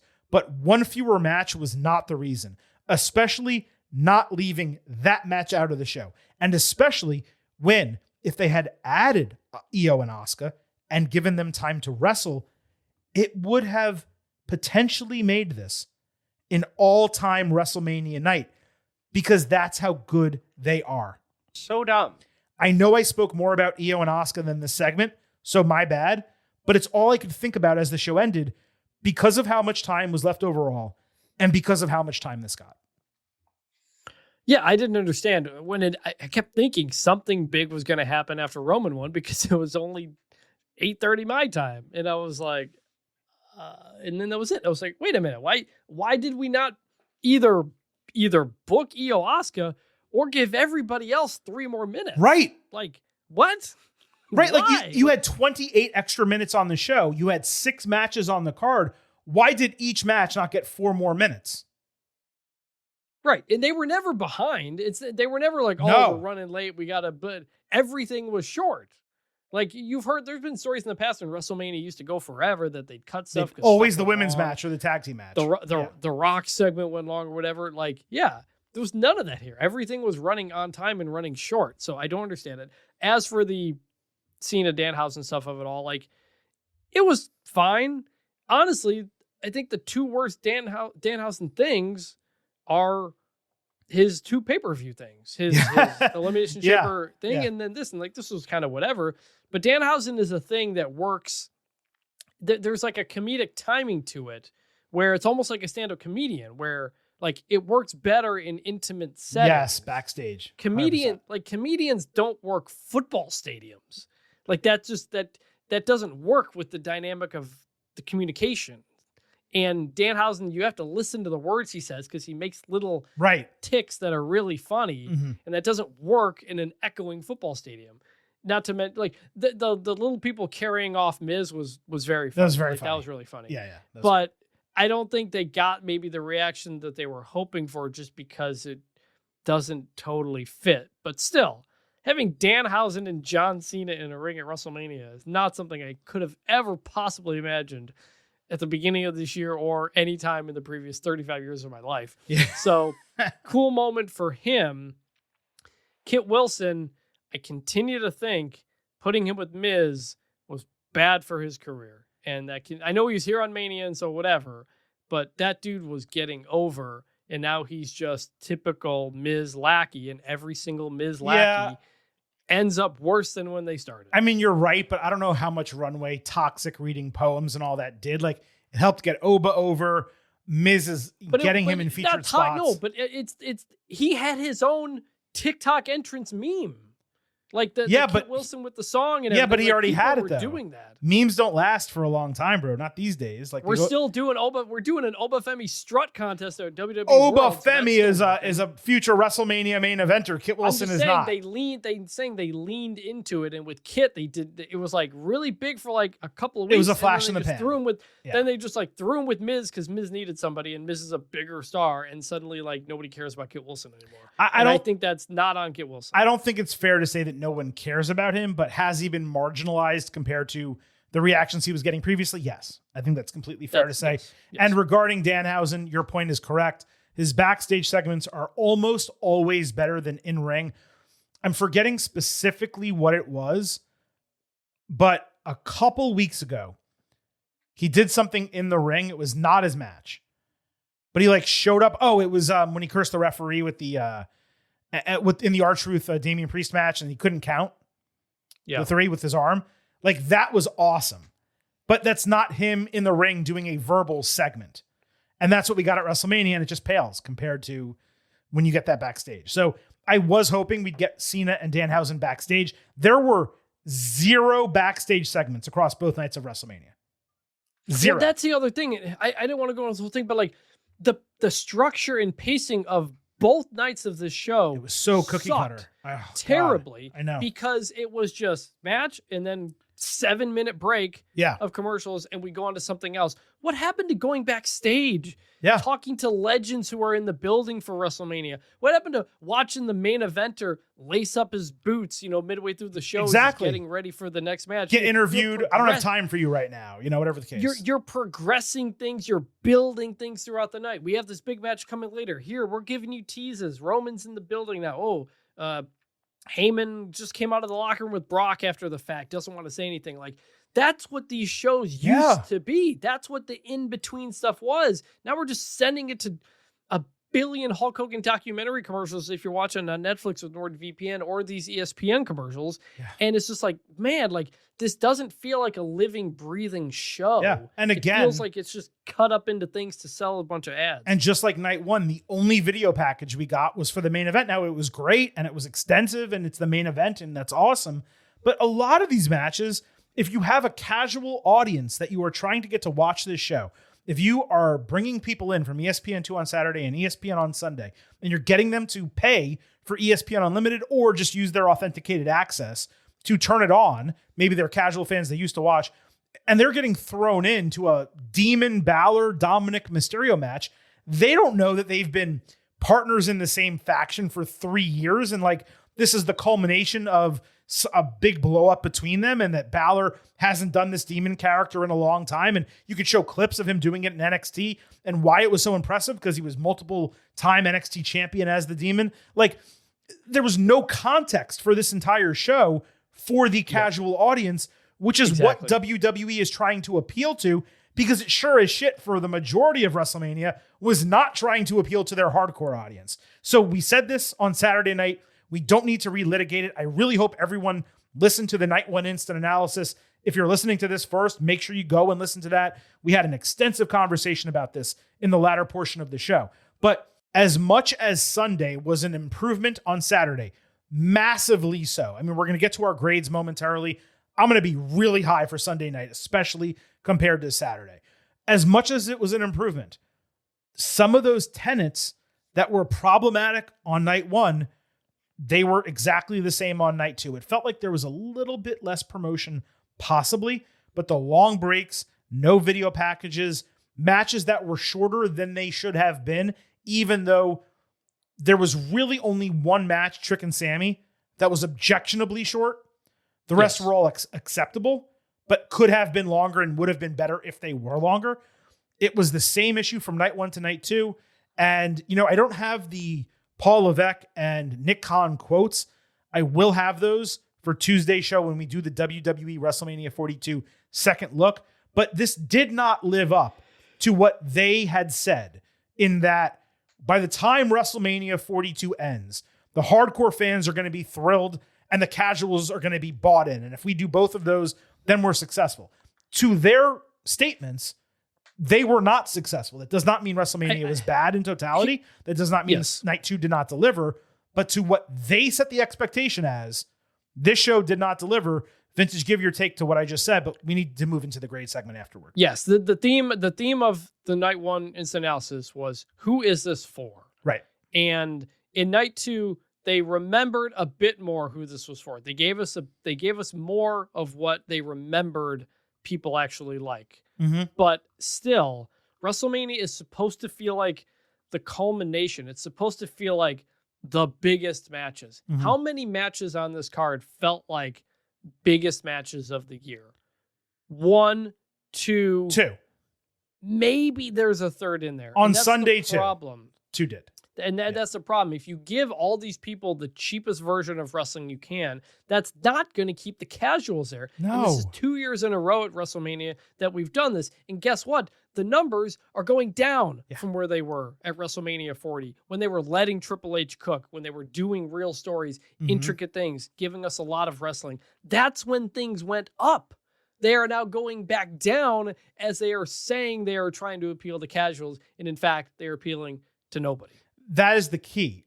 WrestleMania 42 did not address its audience as WWE stated it wanted to. WrestleMania is the one show per year where you put your best foot forward in all facets, in storytelling, in-ring product, production, all of that. And this did not necessarily hit all of those marks, even if night two was pretty damn fantastic, all things considered. If you want to do the appeal to casuals, crazy memorable moments at the end of each night, they did that for SummerSlam last year. Use SummerSlam for it. That's the 2-night show where you make some shockwaves and you get some momentum for the show leading into football season. And then you hopefully are able to carry that out of the year into the Royal Rumble and then into WrestleMania. But WrestleMania is the show where everyone is watching and you should be putting on your best possible product. I would say WWE came really close to do that on night two. It came nowhere near close to that on night one. That's a good way to transition into the final segment on this show, which is our grades. Now, on night one, we reiterated our pre-show expectation grades and our final grades. We're going to do that again here for night two. We're also going to give you an overall grade for WWE WrestleMania 42. Before we close the show, and I will remind one more time, we'll be back on Tuesday with your Raw after WrestleMania analysis. We're going to clean up some stuff from SmackDown, and we will have a second look at WWE WrestleMania 42. So make sure you subscribe to the Getting Over Wrestling podcast. Vintage, coming into the show, we set our pre-show expectation grades. I was at a 93A. You were at a 95A, kind of slightly below the middle of the road, but we both believed this was going to be an A show. Our Getting Overheads, our listeners had an opportunity to vote on Twitter at Getting Overcast. They came in 23% A plus to A, 37% A minus to B plus, 34% B to B minus, 6% C plus or lower. That averaged out to a 90.2 out of 100 in A minus, but their grade came with the hindsight of having already watched night one and most likely been relatively depressed by the product they got on Saturday. You and I did not have that luxury. We were grading this based off the card and our ultimate preview. As always, I give you the opportunity to go first. What was your final grade for night two of WWE WrestleMania 42? A-, and I'm going to say a 91. It was much improved, and there were two really, really good things, but the rest of it was just okay.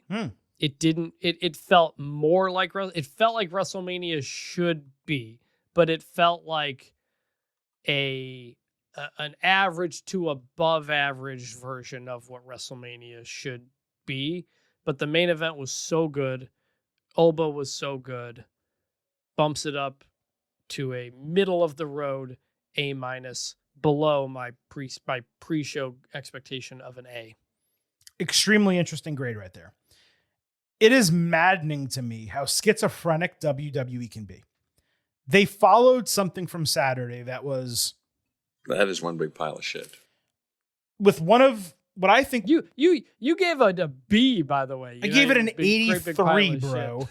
I saw someone tweeted at me and I was so Some pissed. People, you were talking about how much you hated the show and still gave it a B. That's why I gave it a C+. I gave it an 83. Excuse me. I gave it an 83, which is 4 percentage points away from your grade. 4 percentage points. It's pretty much the same grade. If I had given it an 81, would it have been that much different? I mean, I probably should have, honestly. I probably should have given it a B-, and we have our second look, which is when I regrade, and you know what? I'm probably going to downgrade it a little bit, but it doesn't matter. It's so irrelevant. It's a couple percentage points. Who gives a shit? The point is, that was a shitty show comparative to what we expect from WrestleMania. On Sunday, I think you're underselling it a little bit. This was one of the better nights of WrestleMania we've gotten top to bottom. When you consider, when people talk about great WrestleManias, and then you go through the cards and you look at how much crap was on them, how many 3-4 minute matches, people you can't even believe wrestled on the show. This WrestleMania top to bottom was extremely solid. It is impossible for me to understand how SmackDown and Night 1 can be relative garbage, weak stuff compared to Raw and Night 2, which completely delivered. No surprise, there was a lot of alignment between those shows. There were a lot of SmackDown matches on Night 1, a lot of Raw matches on Night 2. The match time was better on Sunday, but considering the show ended with 30 minutes to spare, really, some of those shorter matches should have been even longer than they were, especially Sammy and Trick. So yeah, it was less of an issue Sunday, but there was a half hour unused. So that was kind of an issue. Luckily, our concerns from Night 1 largely did not carry over. Night 2 was eons better. Like I insinuated, it was almost as if a different booker and different company put on this show. And it did not feel like there were any pivots or alterations on Sunday due to the reaction to Saturday. WWE appeared to stay the course and just deliver. Though again, it was odd that there was no storyline tying both nights together or something significant that happened Sunday when it seemed like for the last 2 weeks, WWE was like winking and nodding like, hey, we have something up our sleeve. By the time this show is over, you're going to understand. No, I don't understand. Night 1, was flatlined by the booking of the main event. And Night 2 was awesome because the main event was awesome relatively. So you're at a 91 A-. I think that's way low. I'm not going to go crazy high, but I'm at a 94 A. It needed to be way low, and you're going 3 points higher. Well, you just said I was way high, 4 points higher than you on the prior show. So I'm going by your logic of what's close. Okay, well, if you accept that, then I'm going to say a little higher then, okay? But you're the one who just admonished me moments ago for being 4 percentage points higher than you. So, okay, I believe that you are wrong with your letter grade, Chris. This should be an A-range show. I couldn't anywhere come close to an A+ unless everything is perfect. In order for that to happen, the other matches needed more time, especially Oba and Brock. Trick and Sammy needed to be a lot more legitimate than it was. But you are still talking an 11-point differential for me 24 hours later between Saturday and Sunday. This was a much, much better show, apples to apples. So I'm at a 94A. I was previously at an 83B for Night 1. Vintage, you were at, remind me here, a 79, I guess, C+ for Night 1, and you just had a 91 A- for Night 2. Yes. Before we get to our overall WrestleMania grades. And we did not give our listeners on social media at Getting Overcast the ability to vote as such. We will post that poll Monday morning. That way they have 24 hours to vote their full WrestleMania grade. We will reveal that on Tuesday's show. But before we get to our final grades for WWE WrestleMania 42, let's go with our listener grades. They all voted just for night 2. Again, I mentioned we will do the final grade Monday into Tuesday. 44% A plus to A, 44% A minus to B plus, 8% B to B minus, 4% C plus or lower. That averages out to a 93.44, a low A, 1 point below the Silver King, 2 points above Vintage Chris Vanini. Doesn't mean either of us is right or wrong, but clearly they are right in between us, which is important. It means we are on the right track. So Silver King is at a more firm A at a 94. The listener is 93. The lowest A possible. Vintage, 2 points lower at a 91 A minus. Clearly, night 2 of WrestleMania severely outperforms night 1. Vintage, it is now your turn. What is your final grade for both nights combined of WWE WrestleMania 42? I'm going to go with a B plus. Going to go with a 80. No, I'm going to go with a B. I'm going to go the high B, 86. Is that the highest B? That is the 87? highest B. Yep. I'll go with the high B. I thought night 2 was a good half of WrestleMania, which is why I only gave it an A minus. Mm-hmm. There are some nights where night 1 of WrestleMania could have been, or a single night of WrestleMania could have been WrestleMania. Right. And I didn't feel like that with this night 2, which is why I give it an A minus. Night 1 was a joke. Average them out together, I end up with a B top to bottom. Yeah, I think you're along the right lines. You're definitely the right letter grade range, let's say. There's no way that this could be in the A range or A minus range just because of night 2. Night 1 was so much poorer and so ill-conceived in so many ways that you can't get up there. But that said, I did find night 2 to be immensely entertaining. The booking was pretty much nails. There were multiple situations that exceeded expectations. The main event was phenomenal, and that does carry a lot of water as far as I'm concerned. I'm not at a B. I am at a B plus. I'm going to say 88 out of 100. So we're really close. I'm only 2 points higher than you. The reasons why I believe that's the case is I very much enjoyed Jade Cargill and Rhea Ripley. The Demon stuff meant a lot to me individually. I thought the hour on ESPN was extremely well done. I wanted more from Oba and Brock, as I mentioned, but getting Lesnar's retirement or faux retirement, that definitely added a lot in terms of like content that we got on the show that was exciting. But there was no way I could go higher than an 88 or so when they left 30 minutes on the table in night 2. We did not get Io Sky and Asuka. I know I've said it ad nauseum. You're sick of hearing me say it, but like it was a ready-made feud. Their, stature deserved a match on this show.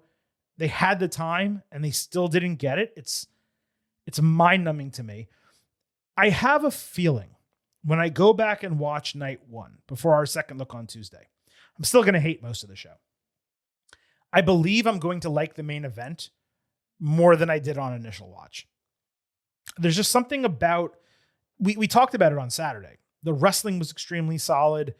And other than the RKO of Pat McAfee, the finish was kind of great. So I don't know. I think I'm going to be a little bit more bullish on that main event. That will solidify this B plus grade, but we're really close. The point is WrestleMania every year, both nights combined, it should be an A show. It shouldn't even be a thought in our brains that it's anything worse than that. And if it was worse than that, it should be a 92 A minus. It should never be something that disappoints us. Night 1 was disappointing. It had us questioning the direction of WWE. It had us coming into Sunday saying if night 2 is anything even close to a facsimile of night 1, that we're going to have some really tough conversations on this show and Tuesday's show. Night 2 delivered enough where we don't have to have that conversation right now, but we may in the future.